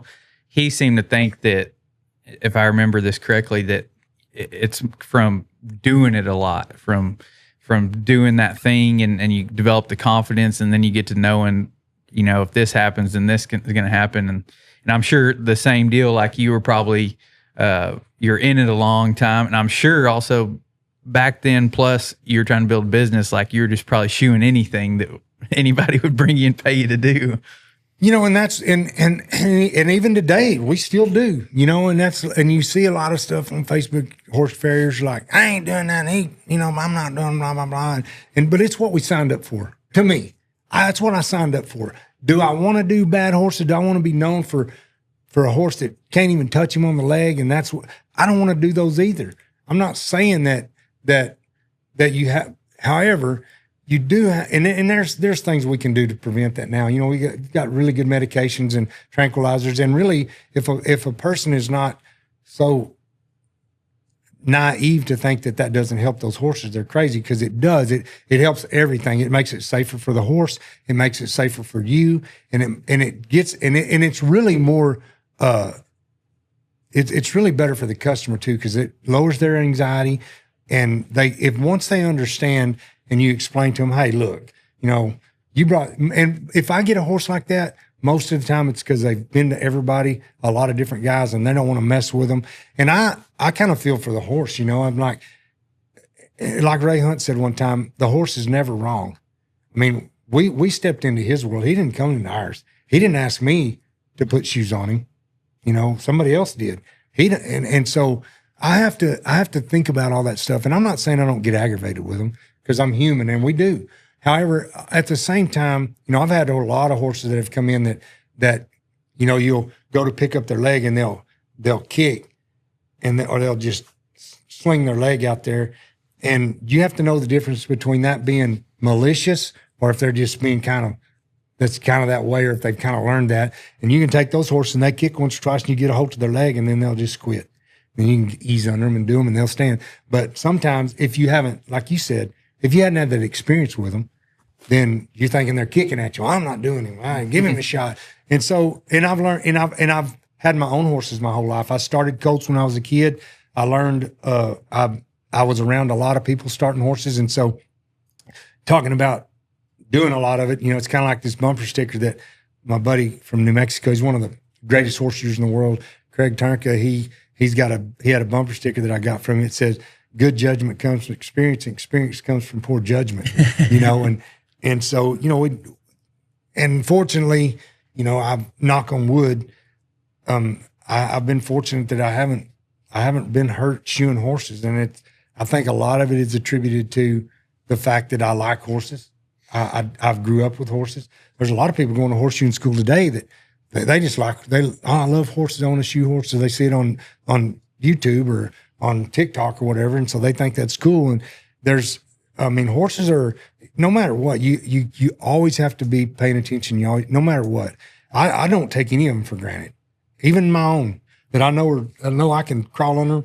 And, we have these guys that come that want to learn how to shoe horses, and that we train. And, one of the biggest things we try to teach them to do is safety first. And if I'm watching one of my, and when I'm shooting a horse over here and I got a new guy, even my guys currently, I'll look over there, and if I don't like the way his position is, or if that horse is upset, I'm like, hey, what's going on? Let me see something. So I'll go and check it out, and I'll see if it's him or if it's the horse, or if it's, and then I try to desensitize that or defuse that situation before it gets escalated. Because prime example, there's a young kid from Iowa Park. He's wanted to come with us, and he came with us last week to the Sixes, and they had to go trim some mares. And there was a ranch mare back there, and she was fine, but he was reaching down, and I'm walking over to check on him. we were working on some other horses, and I'm thinking I'm gonna go check on them. So it's kind of like what did Clinton Anderson say? You get what you inspect, not what you expect. And so anyway, I look over there, and he reaches down, and he touches that mare right below her hock on her cannon bone in the back foot, and she kicks. And he reaches down there, and I'm like, whoa, wait a minute, like from 30 yards away. I'm like, hang on, just don't mess with her. So I go over there, and I explain to him, I'm like, look, this, like Ray Hunt said, this mare can feel a fly land on her tail and not see it. And so and she's out here in the pasture, flies are biting her all day, other mares are running around pecking order. You reach down and touch her on her cannon bone without letting her know you're coming. What do you expect her to do? And so I went from her hip, and I rubbed down her leg, and I let her know I was coming. And of course, automatically now, since he's been doing this for 45 seconds, she's already figured out that's how she can get away with it that quick. So now I've got to basically restructure her mind, rewire her brain to realize, hey, this is what he's wanting to do. And then you pick her foot up, put it on the stand, clean it up. And those are the kind of things that I've learned over the years that gets us to buy horses that are supposedly outlaws or bad to do, when it's really more how we approach them. Mm. And so I think approach is everything to that. And I mean, I think that's, you think about position, isn't that what business is about? Position, location. Mm.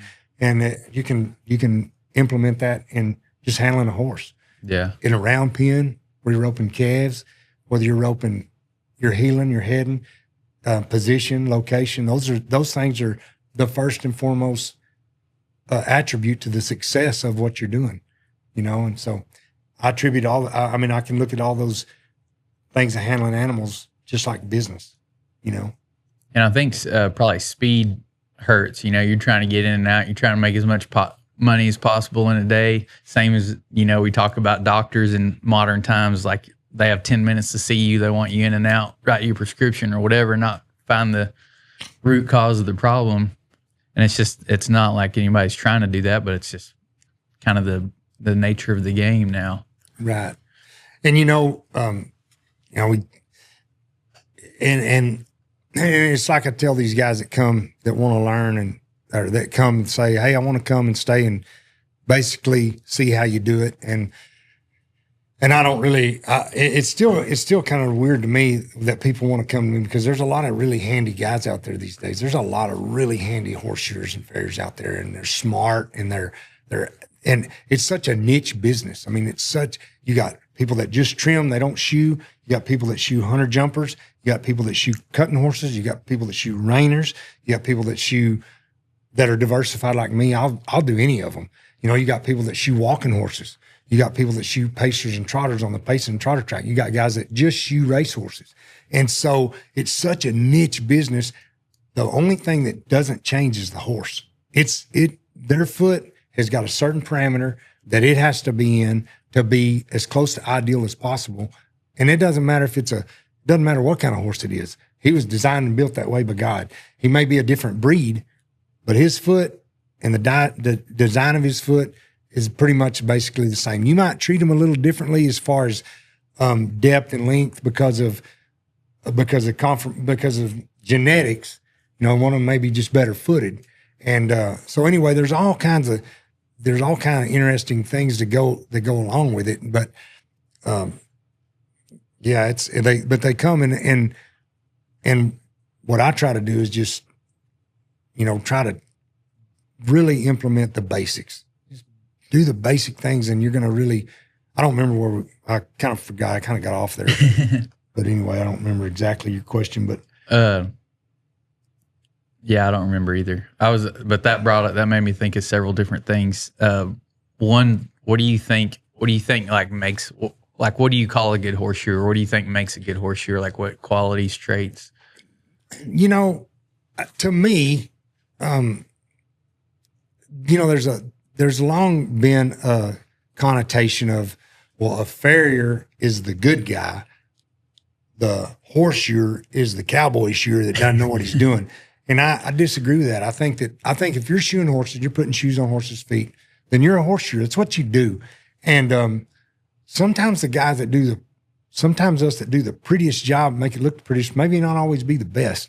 And I think if I was gonna, obviously I look at myself and I know what my strengths are and my weaknesses are.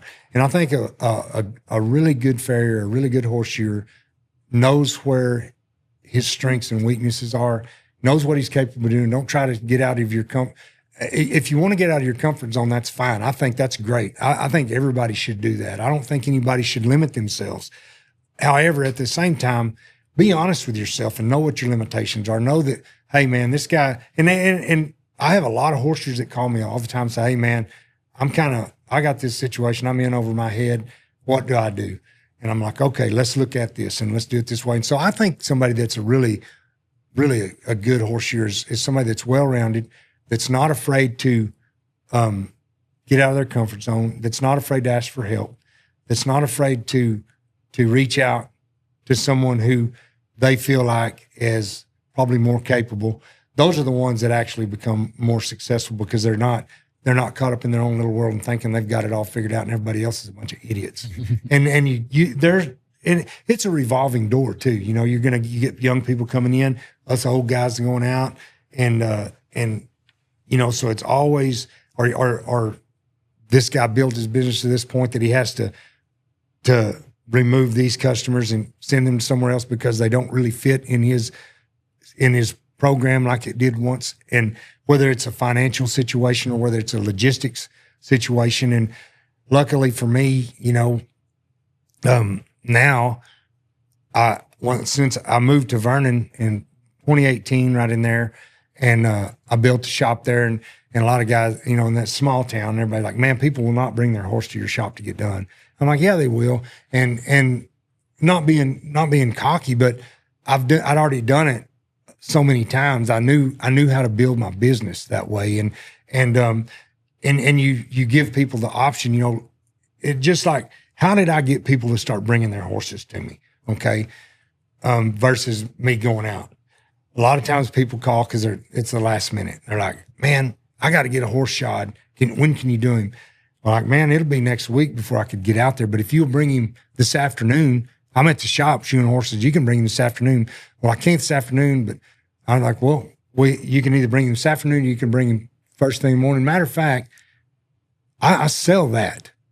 That's the part of the sales person that I get. I sell that. I'm like, if you'll bring him, if you can't stay, drop it off. I got water. I got pins.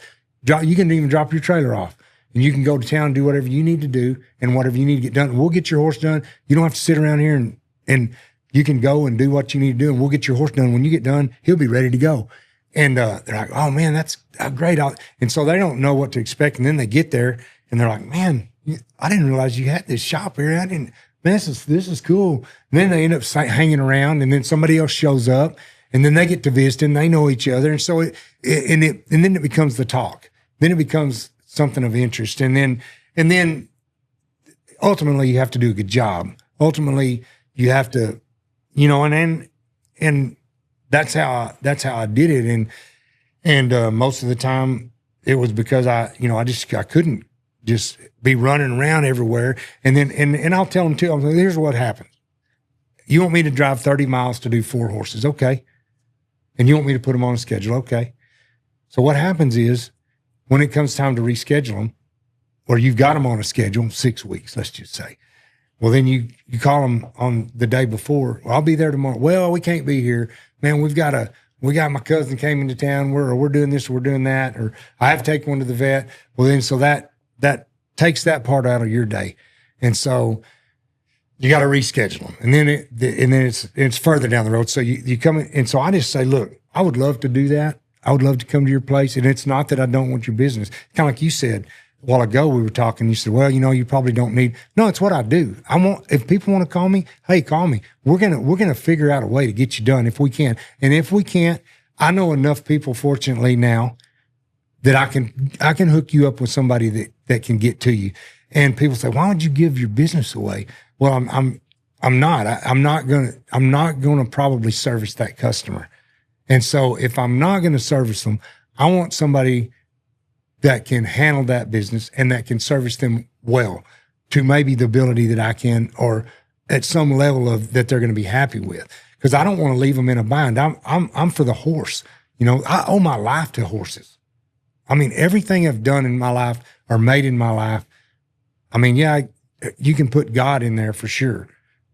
However, I owe my life to the horse. And so where I am today is because of the horse, from my dad on to now, and it still is. And so without that, and without the people that own them, then I'd have to be doing something else. And so I want the horse to be taken care of. And so fortunately, I know enough people that I can call and say, hey, man, do you know somebody in Wichita Falls or El Paso that can do these horse? Because they can't bring them to me, but yeah, I do. And so, oh yeah, I know him. So give me his number. So I hook them up that way. And I've always done that. And I've never cut myself off. I've had people that it's funny, you'll do work for somebody and logistically it becomes problematic for them from work related or whatever. And so they just kind of move on to somebody else and you don't see them. And then you see them somewhere and they don't want to ghost you. They're afraid, they don't want to. And I just talk to them. I don't ask them about their horses. I don't ask them who's doing your horse. I don't say why, and because I don't want them to be uncomfortable when they see me. Because at one time we were buds. I was shoeing their horse and we're friends. We're talking business. We're talking what they do. And you get a relationship built, and then they go on to somebody else because of logistics, or maybe they didn't like what you did, And so I don't want to make them uncomfortable that way.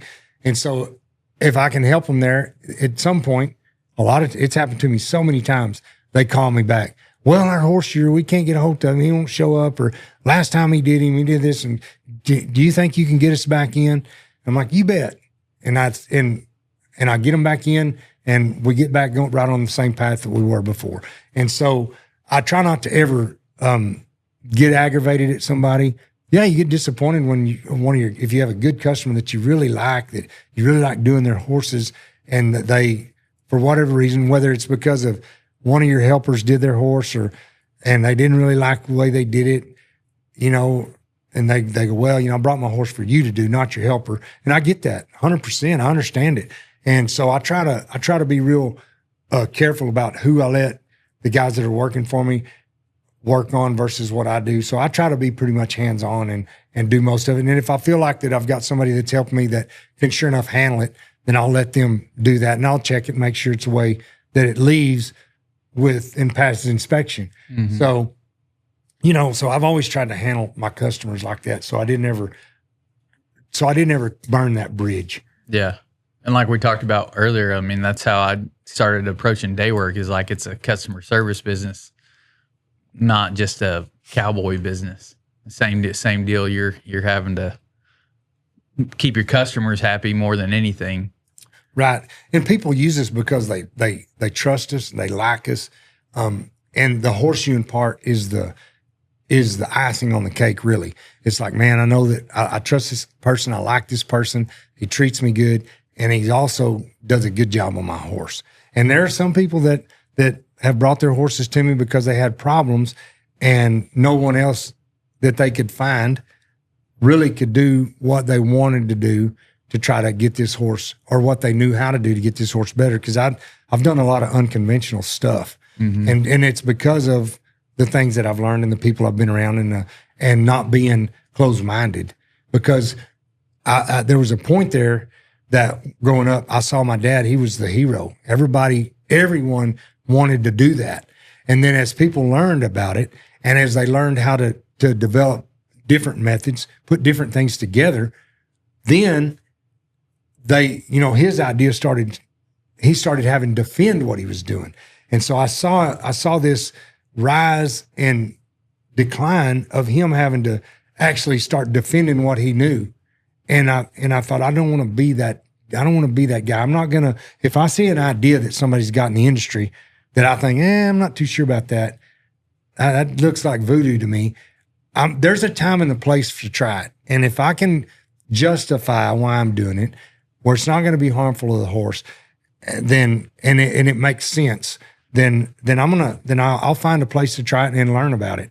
And so I've been really open-minded about all kinds of methods and materials over the years because I don't want to set myself down and be like some of those guys were in the beginning and I'm skeptical of it. I'm going to always question it. That doesn't mean that I disagree with it. Mm-hmm. There's going to be times that it's got its place. And so that's how I've always tried to approach it.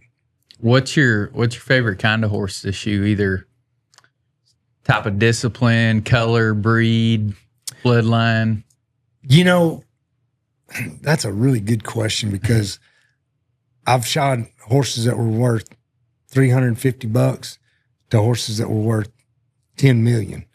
And at the end of the day, for me, they're a horse. And I don't treat that horse any different because of what he's worth than I would. I try to treat them all. I try to treat them all the same. Obviously there is a certain level of responsibility when you start working on really expensive horses that's different than working on a horse that somebody brings in there. You just trim the bottom of his feet, hem him up a little bit and send him on his way. But, I like doing the ranch horses now because there's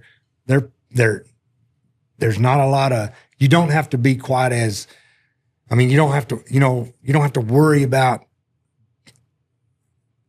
doing something that's going to, like when you get a horse that somebody brings to you that has problems and maybe he's got a navicular suspensory avulsion or a lesion on it, or a dispensary issue or something like that.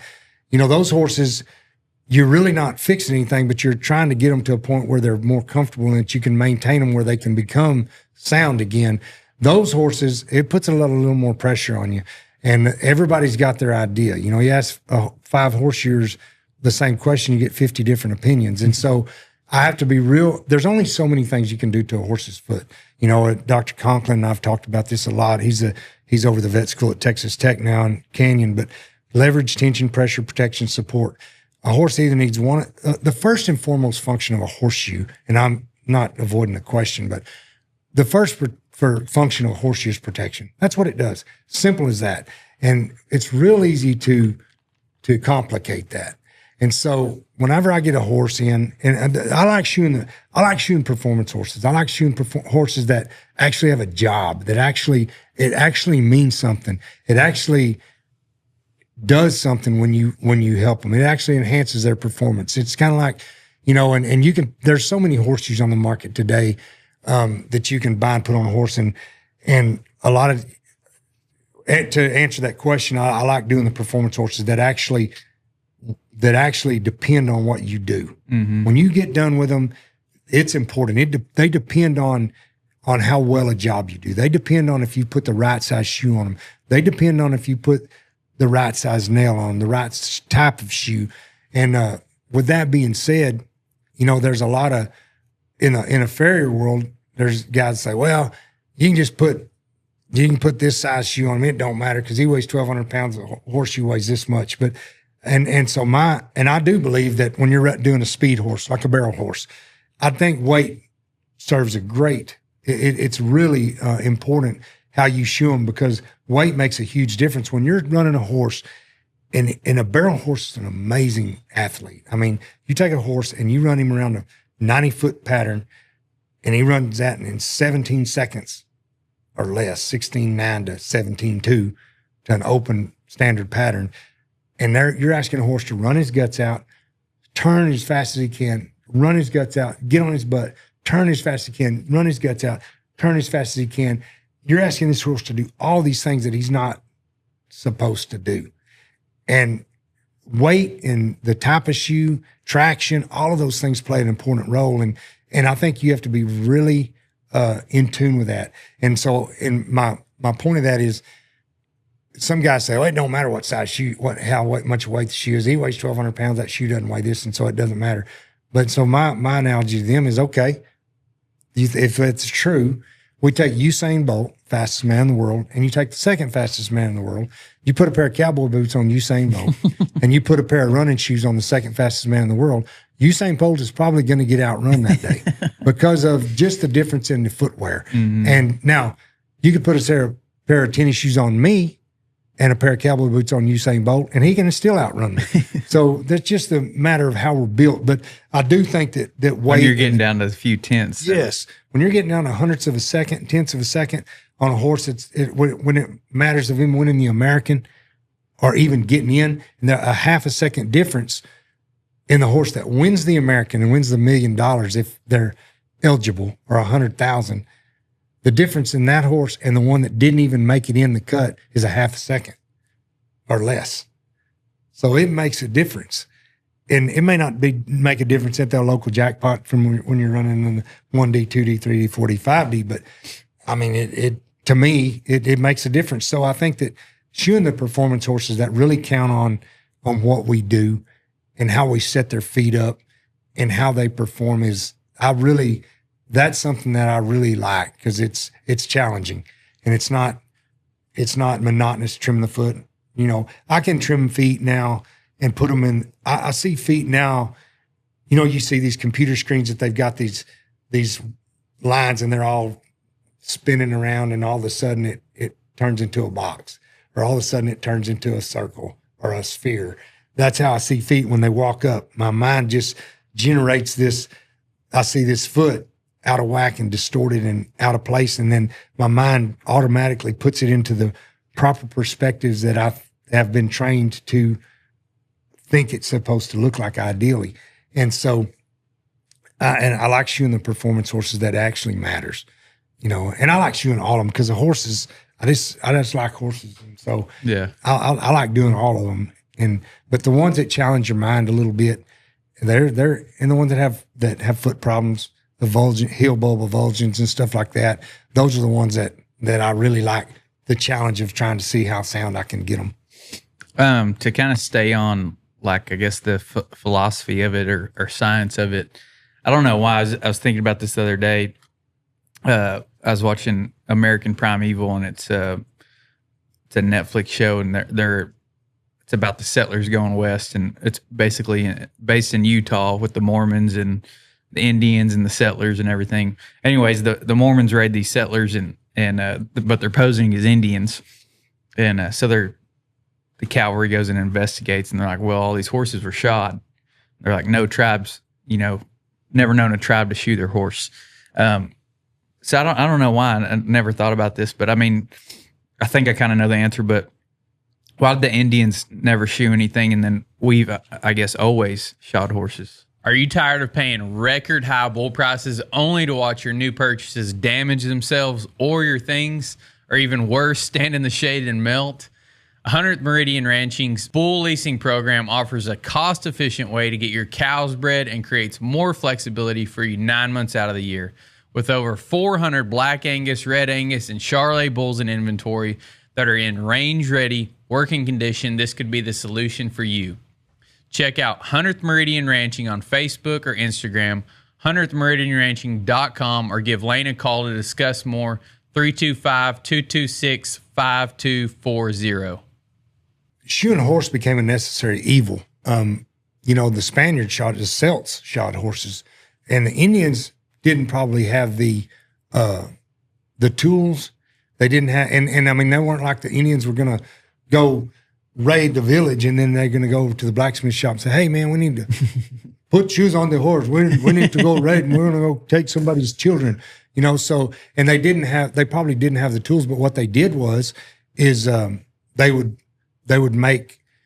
take rawhide or something, and if their horses got sore, and they would string a piece of rawhide around the bottom of their foot to protect their foot. So they had a way of protecting their horses' feet. They knew they needed to do something. Right. We shoe a horse because when wear exceeds growth, that's when we need to do something to protect the foot. And so a lot of those horses, they trim themselves as they went. And a horse they'll when you're riding a horse and doing that, like the Indians were all the time on the move, the biggest problem with horses becoming lame is us. We think we've got to do something to their foot. We start trimming the bottom of it, and we forget that they've got to have something to stand on. And so we trim all the stuff that they have that's protecting their foot. We trim it all off, and now the horse is crippling around, and then so he's got to wait until his feet kind of come back together before he's sound again. And usually we're the biggest problem with a horse becoming lame as far as from a trimming protocol. And the Indians, they had so many horses. The Comanche, some of them had 50, 60,000 head of horses. That's what I was thinking is they would, if one was crippled, they just ride something else. Right. And the strong survived, and the ones that and those horses were hardy and tough. And they probably, most of those horses trimmed their feet. And the ones that, depending on where they lived, their feet would break off or they'd be that big around and that they just rode them that way. And they switched them around and found the ones that were going to work, and they kicked the other ones out and ate it, So they used, the horse was a tool to them. It was a tool. It was a bargaining chip. It was money. It was what they used to trade with. And I'm sure that, I don't know, but I'm sure that they traded a lot of the ones that weren't like they wanted to somebody else. Yeah. So. That reminds me of, I saw a video of Barry Clower. Do you know him? Oh, yeah. He's a character. I know Barry. And he was saying something about a shoeing protocol. He said, my shoeing protocol is if I call them into the pen and they're crippled, I shoo them away. Yeah. He's got the most, he's got something for everything. He's so witty. He's just a witty guy. If you could, just success in general, success in life, success in business, whatever it is, what do you think, like one skill or one trait, if you could break it down to one thing, what do you think the most important thing would be to work on? Well, it's like we talked about earlier, like I've heard a lot of guys on your show that I've listened to. I think the people, I think we need to work on our people skills. I think we need to work on how we present ourselves. I know a lot of people that, they do well. They come to work in shorts and a t-shirt and they're highly successful and they've got their niche over there that does it. But for me, I think that being able to deal with people, we do more.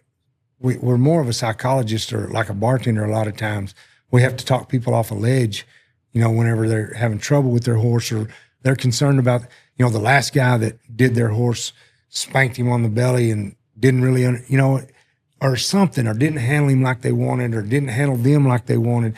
And I think that dealing with people and really understanding people first, and knowing how to read people and read their mindset and read how their body language and what they say, listen to what they say.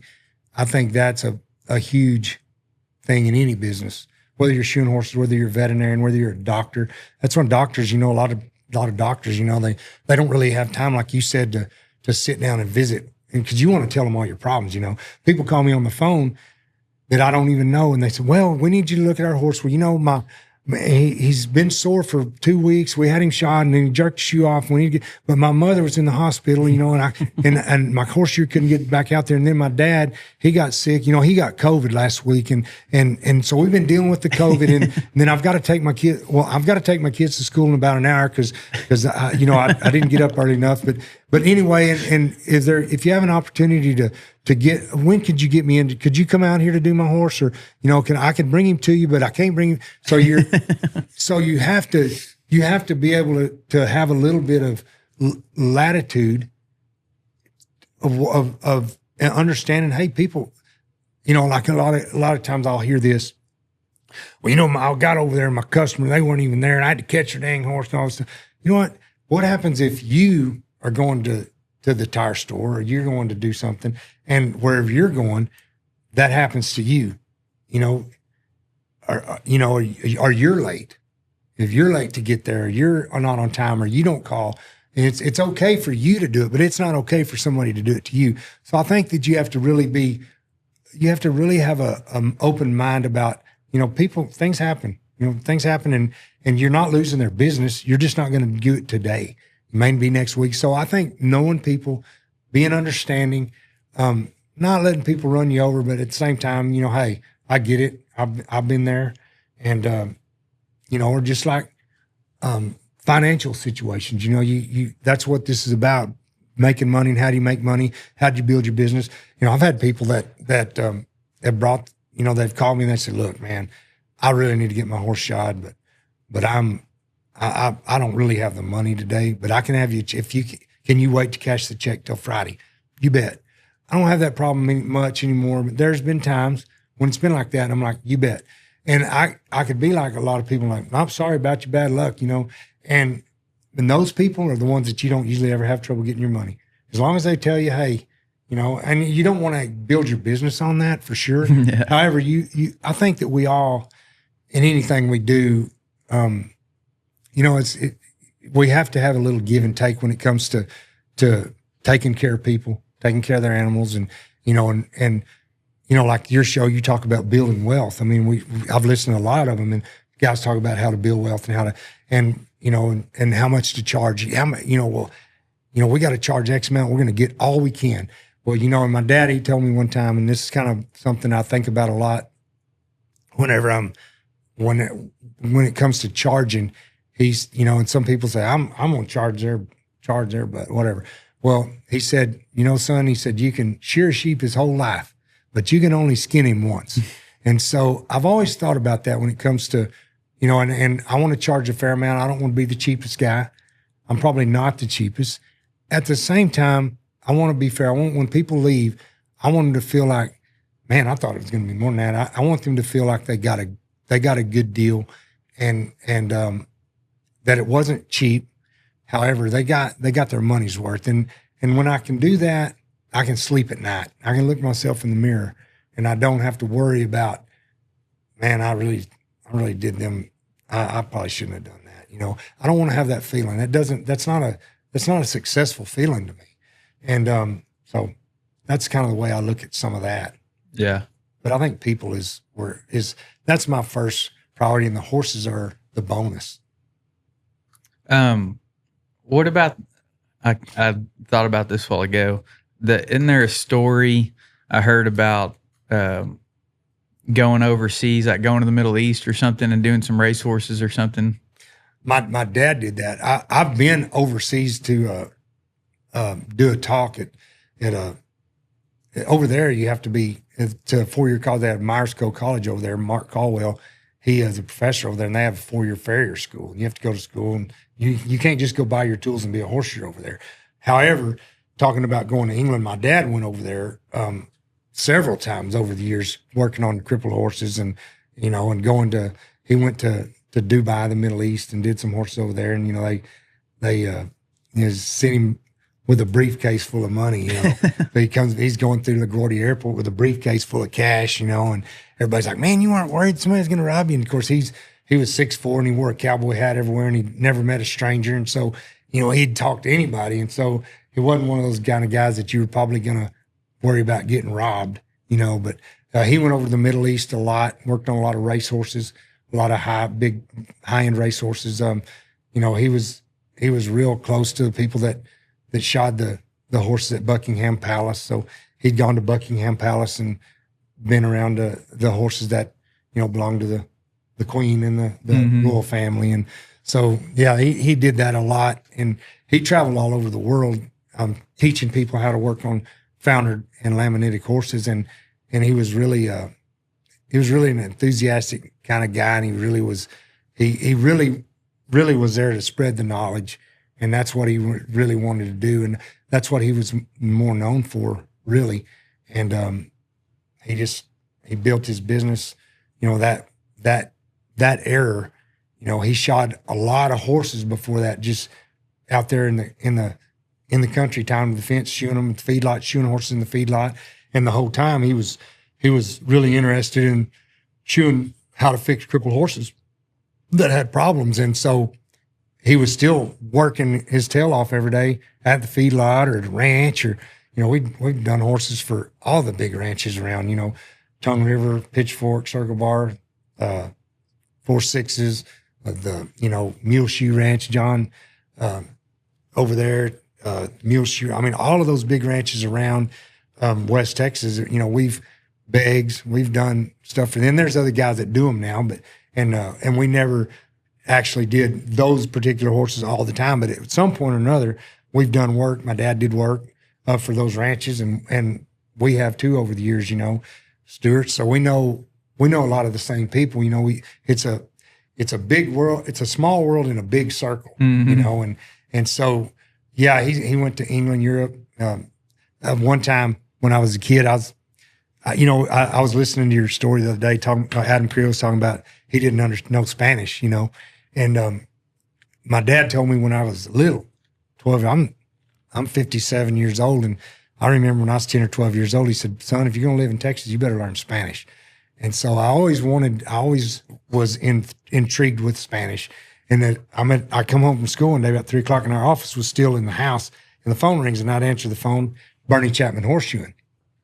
And this lady's like, "Hola, señor," and I'm like, "De Panama, de Puerto Rico, yo tengo unos caballos." And she's speaking. I'm like, "Oh, hold on a minute." Of course, I'm in high school. And I'm taking high school Spanish, and I'm like trying to talk to her in Spanish. And I basically said, "Hang on a minute. You're going to have to slow down and let's get this all, because my dad's not here. I'll have to give him the message." So she basically says, "I've got a foundered stallion in Puerto Rico, and your dad needs to come tomorrow to work on him." I'm like, "Well, that's probably not going to happen. So I talk to her in Spanish, and we kind of get it all situated. And I go to the shop, and I say, "Dad, you need to go call this lady. She's in Puerto Rico." And so we got talking about it. He goes, "Man, I go to Puerto Rico, what are they going to do? Roll out a wheelbarrow full of pesos to put in the plane to get it back?" So anyway, long story short, he flies down there, and this is the leading breeding Pasofino stallion in all of Puerto Rico. And when he gets there, they've got him. There's a bunch of voodoo and stuff down there. You know, they got this horse. He's in this stall, padded, bedded, and he doesn't have any hair on either side of his body. He'd been laying there. His bones were, the bottom of his foot was just raw, and they have dead chickens hanging all over in the stall. And first thing he does, he walks in there in his stall, and he starts pulling those dead chickens off, throwing them out. Of course, they're just talking, 100 miles an hour. And so he goes to work on the horse, and they couldn't even nail a shoe on. They had to build some orthopedic shoes to tape on his feet. And this horse, that we got pictures of him from laying there with no hair on him to standing up for the first time, to growing all his hair back, to growing his feet back. And she wanted to fly him over here to the States and get her a travel trailer and just live with this horse at our shop. And so we never ended up having to do that, but that horse came back from the dead, basically, you know. And so he traveled a lot of different places, you know, Hawaii, Japan, flew all over the world. Did he do that? Like I think the story I heard on the Dubai or wherever was like, he was just like, "Well, just pay me whatever it's worth." I mean, was he just saying yes to the opportunity? And you know, yeah, I don't really know how that came about, but you know, I think whenever he left, he knew that, you know, I'm going to be gone so many days. I can work so many days and make this much money. So if I'm coming over there, it's going to cost X amount of dollars to go.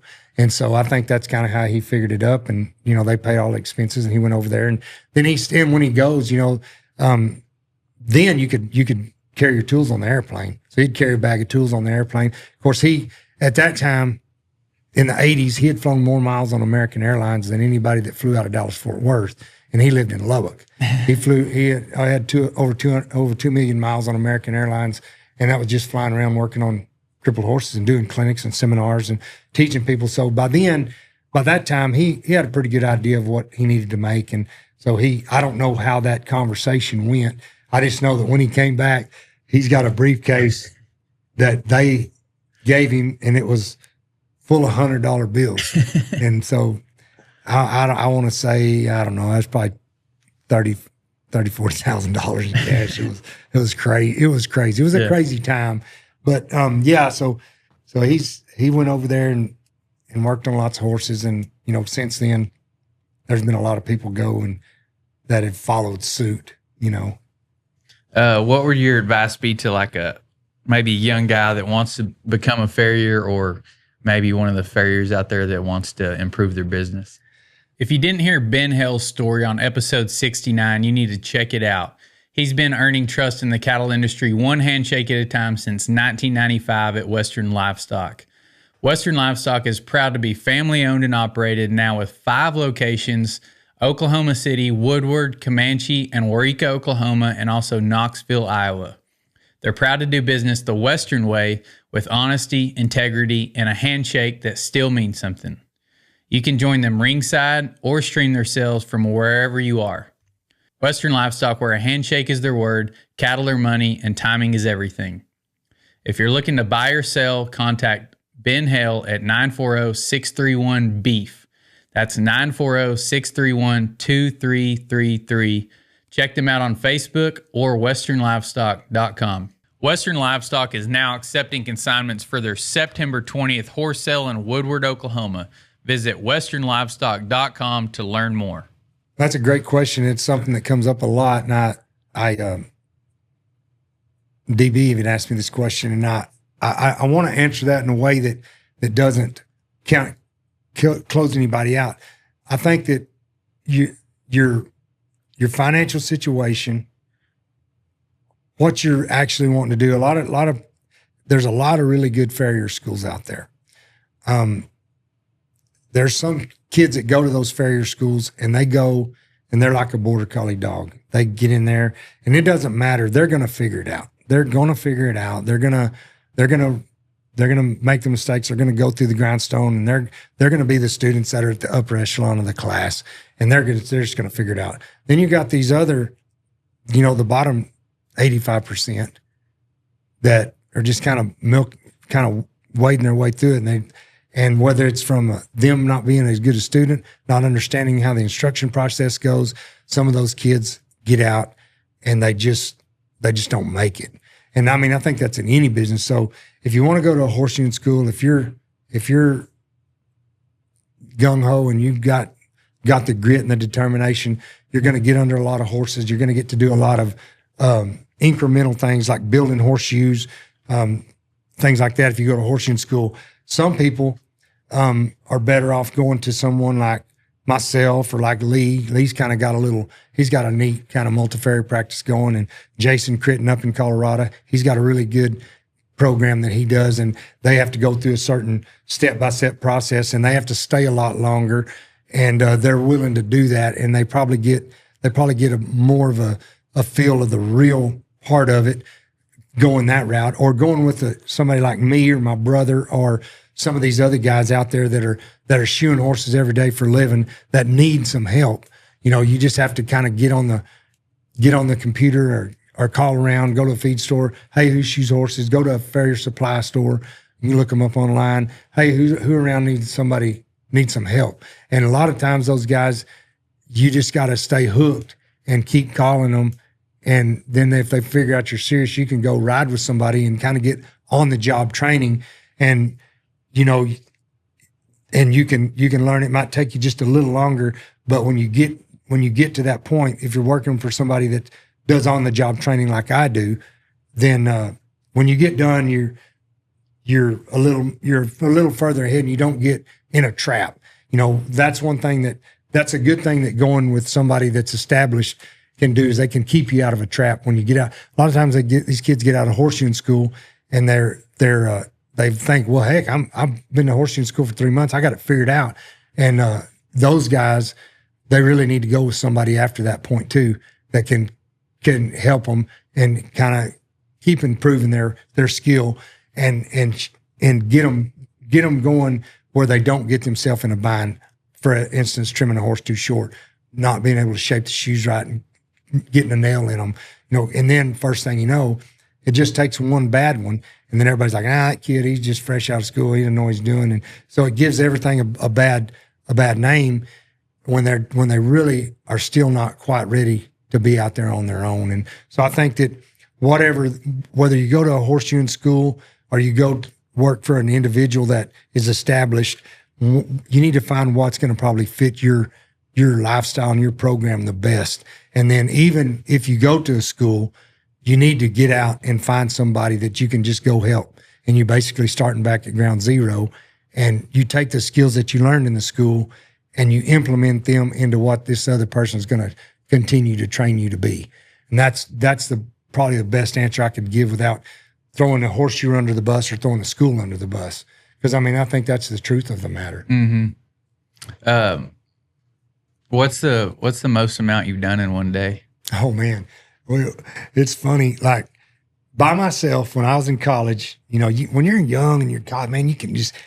And I did 21 head by myself one day, And I started about 7 o'clock in the morning. And I shot horses all day. Didn't stop for eat lunch. Drank water out of the water hose like we always did. And about 6, 7 o'clock that night, I was on the last horse, and I'm thinking, I'm under the first foot. I'm thinking, I got 3 more feet. I'd get to the second foot. I got 2 more feet. And I had to do it like that just to get through it because I was done, and so slept good that night. Right. And then of course, then going on, after I got good help, and I had 2 guys I've had a lot of guys that were really good that helped me over the years. But, in the time when I really was really rolling, I had 2 guys. I had a guy named Ishmael Garcia.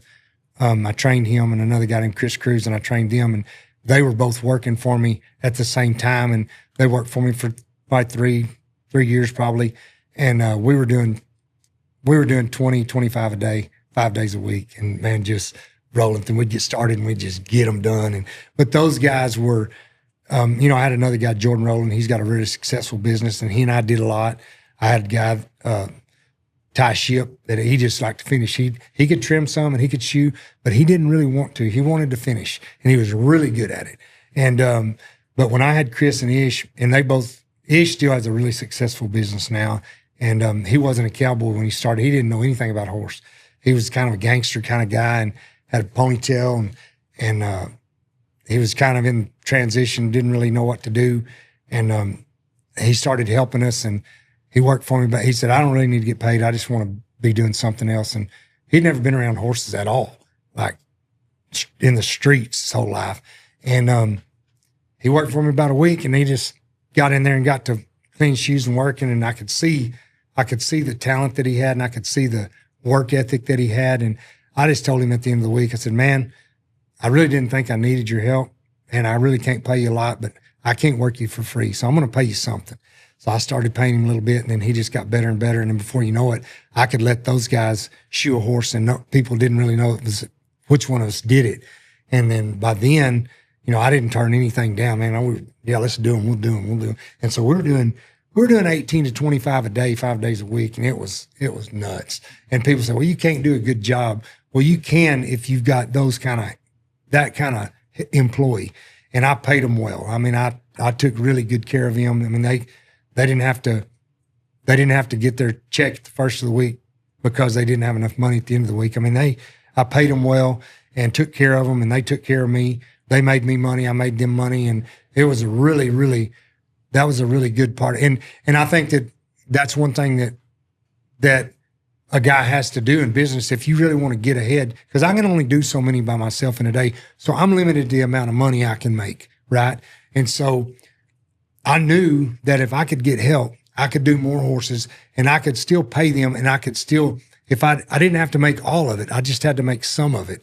And so by the time I did that, I can pay those. By the time the first day of the week, I could make enough money to pay them all week, and I would have to kind of take a cut that day. But Tuesday, Wednesday, Thursday, Friday was on me. I still had my overhead, but I made that money back. So I could pay those guys the first of the week, the first day, and the rest of it was, and so it was good. And then when we were going to the racetrack, we'd go to the ranch one day a week, the 6s, and we'd do pot loads of horses. And then we'd go on the Tuesday, we'd stay at my shop. Wednesday, we'd go to the vet clinic at La Mesa at Dr. Brock's, and we'd shoe horses there all day. And then Thursday, we'd go to the racetrack in Lubbock, right there by my house. And then Friday, we'd stay at the shop. So we had certain places that we went every day of the week, and my secretary had it all scheduled. And we could go knock out 18 head of horses at the racetrack on Thursday, be done by noon or 1 o'clock, because I paid 3 guys $50 a day to catch horses and hold them. That's all they did. And they would come catch horses, and people say, man, they don't have to make that much. No, they don't, but I need them.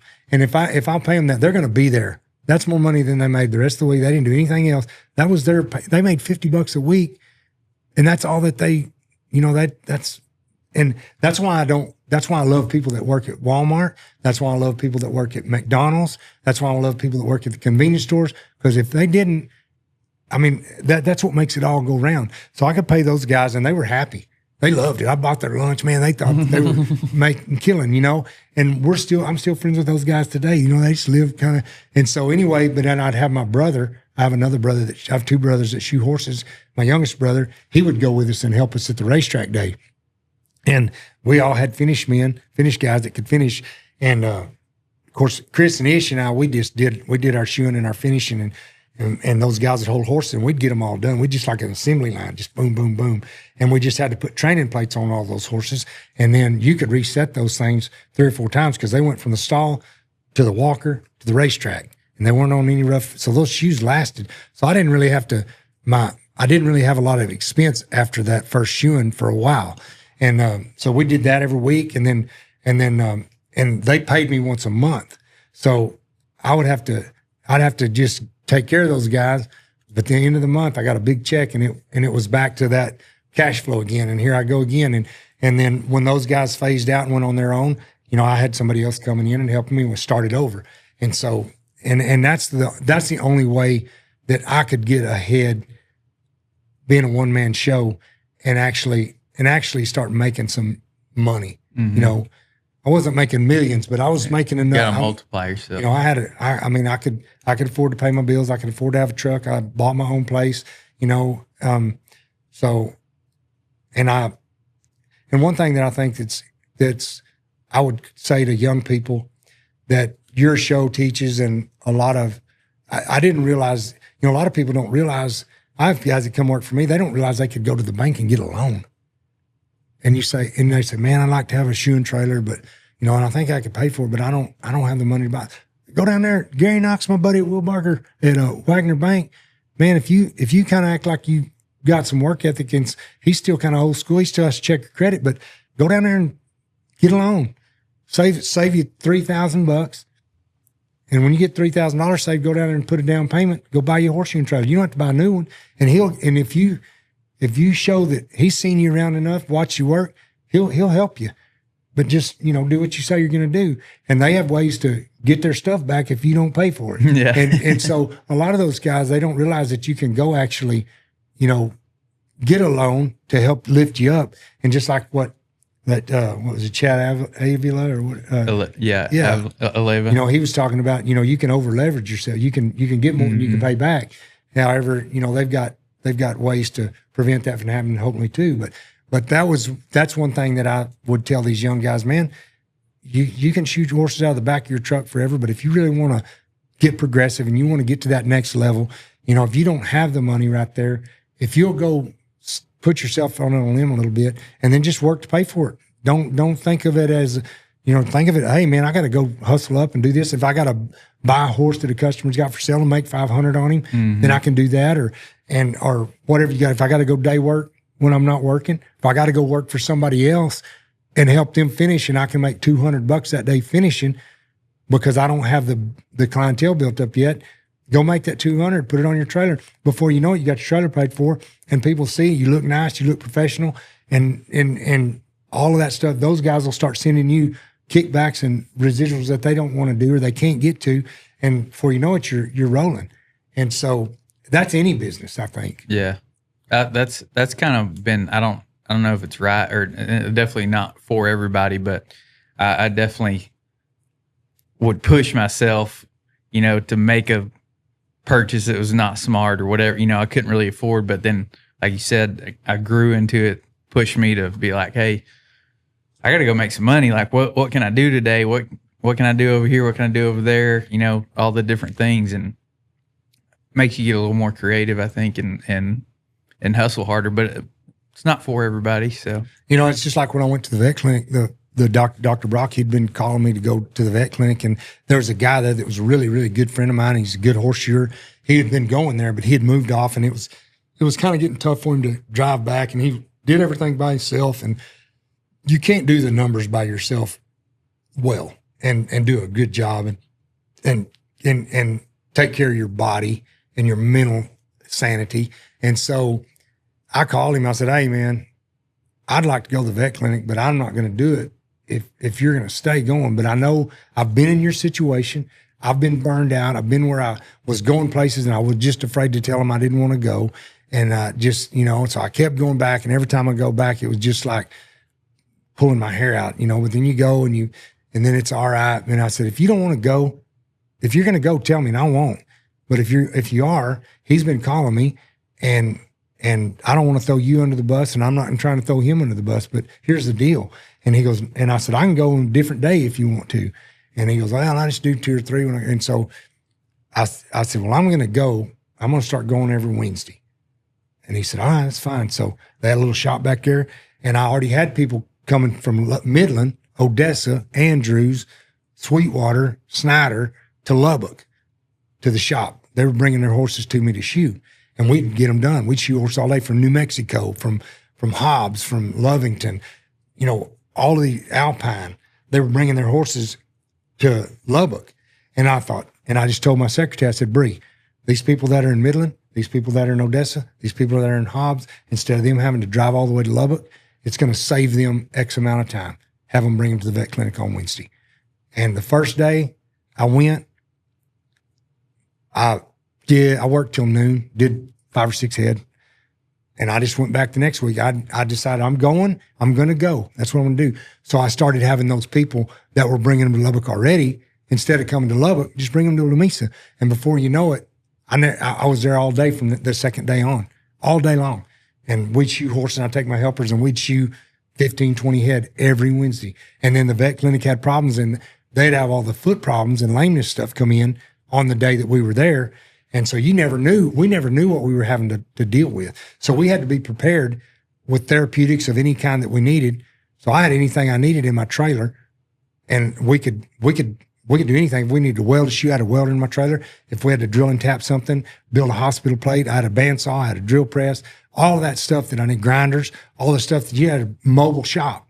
And so with that, we built that business there. And then you just continue to build your network of people. And as long as you try to do a quality job, treat people fair, and be fair in your pricing, you don't have to be cheap. Don't be cheap, but be fair. And man, we couldn't keep up. And I had a great secretary. She took all the calls. And once people learned that they could call her and she would schedule them, they could schedule their week. They didn't have to wait for me to call them at midnight or 11 o'clock at night, or get back home. When I first got back to Lubbock, all I had was an answering machine. And so I'd have 20 messages. And it's just like you say, you call people back starting at 5:30, 6 o'clock, and you're on the phone till 10:30 at night calling people back because they were telling you about their horse problem, or you got somebody that's new, and then their kids got sick, or they, and you don't want to just cut them off. You got to listen, you got to kind of listen and be attentive to that and have a little empathy, and so before you know it, that's how it was. And then, and a lot of times you'd hear this some, it was something that you'd hear, well, the only reason they're shooting all them horses because their dad's who he was, but it don't matter how famous your dad is, how much money your family has, any job, whether you're ranching, whether you're in the cattle business, whether you're in the oil field business, you still, in order for you to make it and be successful, you got to get out and do the work. You got to paddle your own canoe. And that's what my dad told me a long time. He said, son, you got to float your own boat. You got to paddle your own canoe. And I never tried to get, and I can honestly say that there's so many times that I would shoe somebody's horse when I got down there to College Station because I didn't know anybody there. I went down there and I knew 1 or 2 people. That's it. So I built my business on my own. And it wasn't till later that people would say, man, I didn't know Bernie was your dad. My gosh, I went to school with him. I went to college with him. We were best friends, and so I built my business on my terms, on me and what I was capable of doing, not because of who I was. And it put a lot of pressure on me. And I know a lot of guys that are in the business that are legacies in the business today. And we've talked about it some. They never really wanted to bring it up, but I brought it up. I'm like, hey, I get it. I get how difficult it could be being R.A. Brown Jr., and trying to build your business, or being Peyton Stewart or Peyton Stewart or any of those guys, or, you're having to continue your family name based on who your family is, So I think you still, no matter where you came from, whether you had all the money or none, you still have to get out and do the work, and you still have to deal with people, and you still have to be responsible and for your own actions and what you do. Yeah, for sure. And then to wrap up on that, and all your worldly travels, what's your favorite place to eat?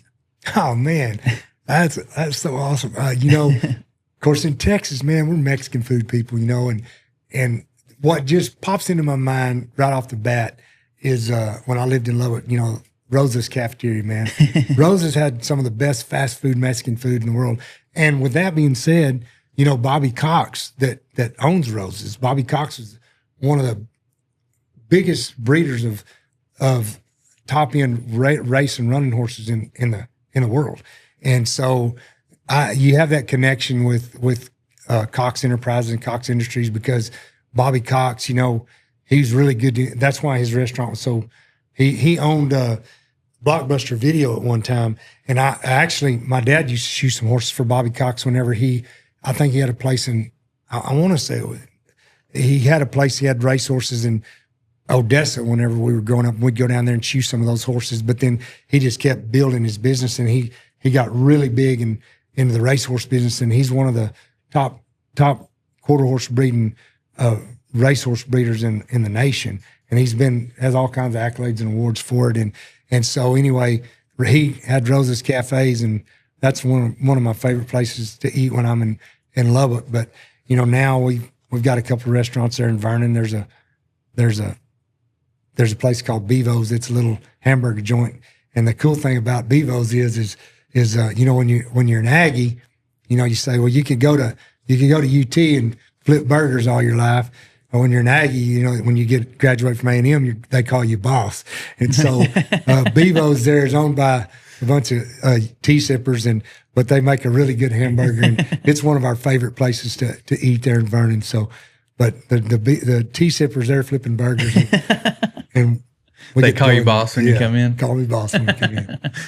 Awesome. Well, how can people get a hold of you? They want a horse shod. Maybe they want to get in the business or learn more about it. Well, First of all, I'm a Mustad hoof care representative. We're one of the largest manufacturers of horseshoes and horseshoe supplies in the world. And then I'm on Facebook, just Blane Chapman on Facebook. And I've gotten to where I'm kind of pick and choose who I friend. So if I don't friend you, don't be offended. You just message me so I can tell if you're not a robot. Yeah. And then so many scammer or spam friend requests and stuff now. I know it, and it's a shame, but it's where we are, and so I just have to be mindful of that. And then on Instagram, it's I'm Chapman Hoof Pros, and I really hate that. I really don't really like that because I don't want to be the guy that's like I'm the Chapman Hoof Pros. It sounds like a paint and body shop. But Hunter McDermott, he's a kid who lives in Abilene. He worked for me. We taught him how to shoot horses, and he's built a outstanding farrier business, and he's really does a great job. And anyway, he helped me come up with that whenever he was working for me because he was all tech savvy, So we were in a hurry trying to get it done because through Mustad Capewell, I have to do videos to promote the products and stuff, and so I had to have an Instagram account because that way you can get to the world. And so we came up with Chapman Hoof Pros, and I've been kind of thinking about changing it to something else because I need to probably find somebody that's good at that kind of stuff. But that's what I am on Instagram, Chapman Hoof Pros, and Blane Chapman on Facebook. And man, and my phone number, my cell number, it's 806-441-6449. I don't have a secretary anymore. I kind of downsized quite a bit when I moved to Vernon, and I slowed down quite a bit. And so that's my phone number. And if I don't answer, text me, because if I don't know your number, I'm probably not going to answer it unless you leave a message and I can call you back or text me, and that just saves me time and it lets me know you're serious. Mm-hmm. So, and I've been real fortunate. It's really cool. I've got some people that I just had a guy he lives in Alabama now, but he's originally from Brazil, and he got in contact with a horseshoer in Brazil, and he said, I want to learn to do cowboy stuff. And he's been shoeing horses for 2 years, and he competes. He goes to the WCB, the World's Championship Blacksmith competitions, and it's a horseshoe building competition. And the winners, they let them shoe a horse the next day with handmade shoes. And so it's kind of like the World Series of team rope, and you can go actually compete building horseshoes and win money building horseshoes, just like you can go to the team roping. And they've got it scaled in different classes, so you're not competing against a world champion. You're competing against, and you you build up as you go. And so he was doing that, and he called me out of the blue. I didn't know him, and he said, I want to come hang out. So he came and hung out, and he's been twice now. It's just neat, the people that you meet and the connections you make. And like we've talked about, like everybody on your show talks about, it's about the connections. It's about the people. It's about the network.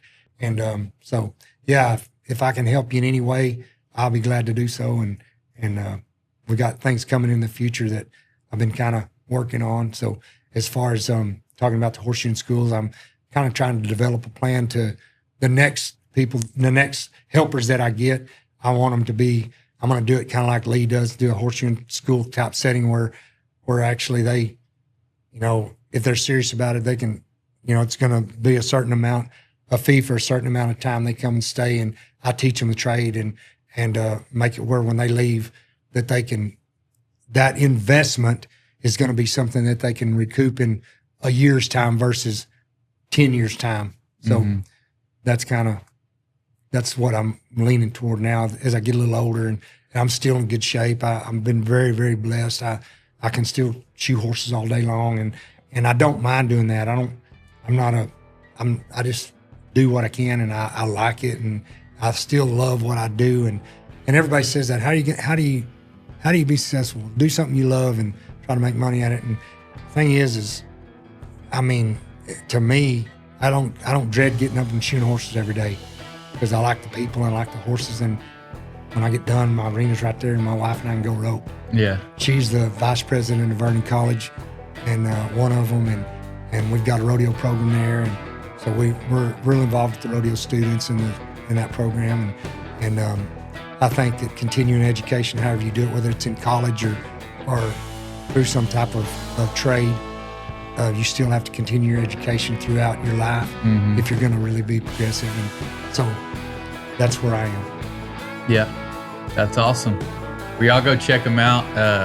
Wealth of knowledge of if you're wanting to build a business, better your business, get into something new, or you got a problem horse needs to be fixed. So y'all reach out to them, check them out on Facebook and Instagram. We'll see y'all next time.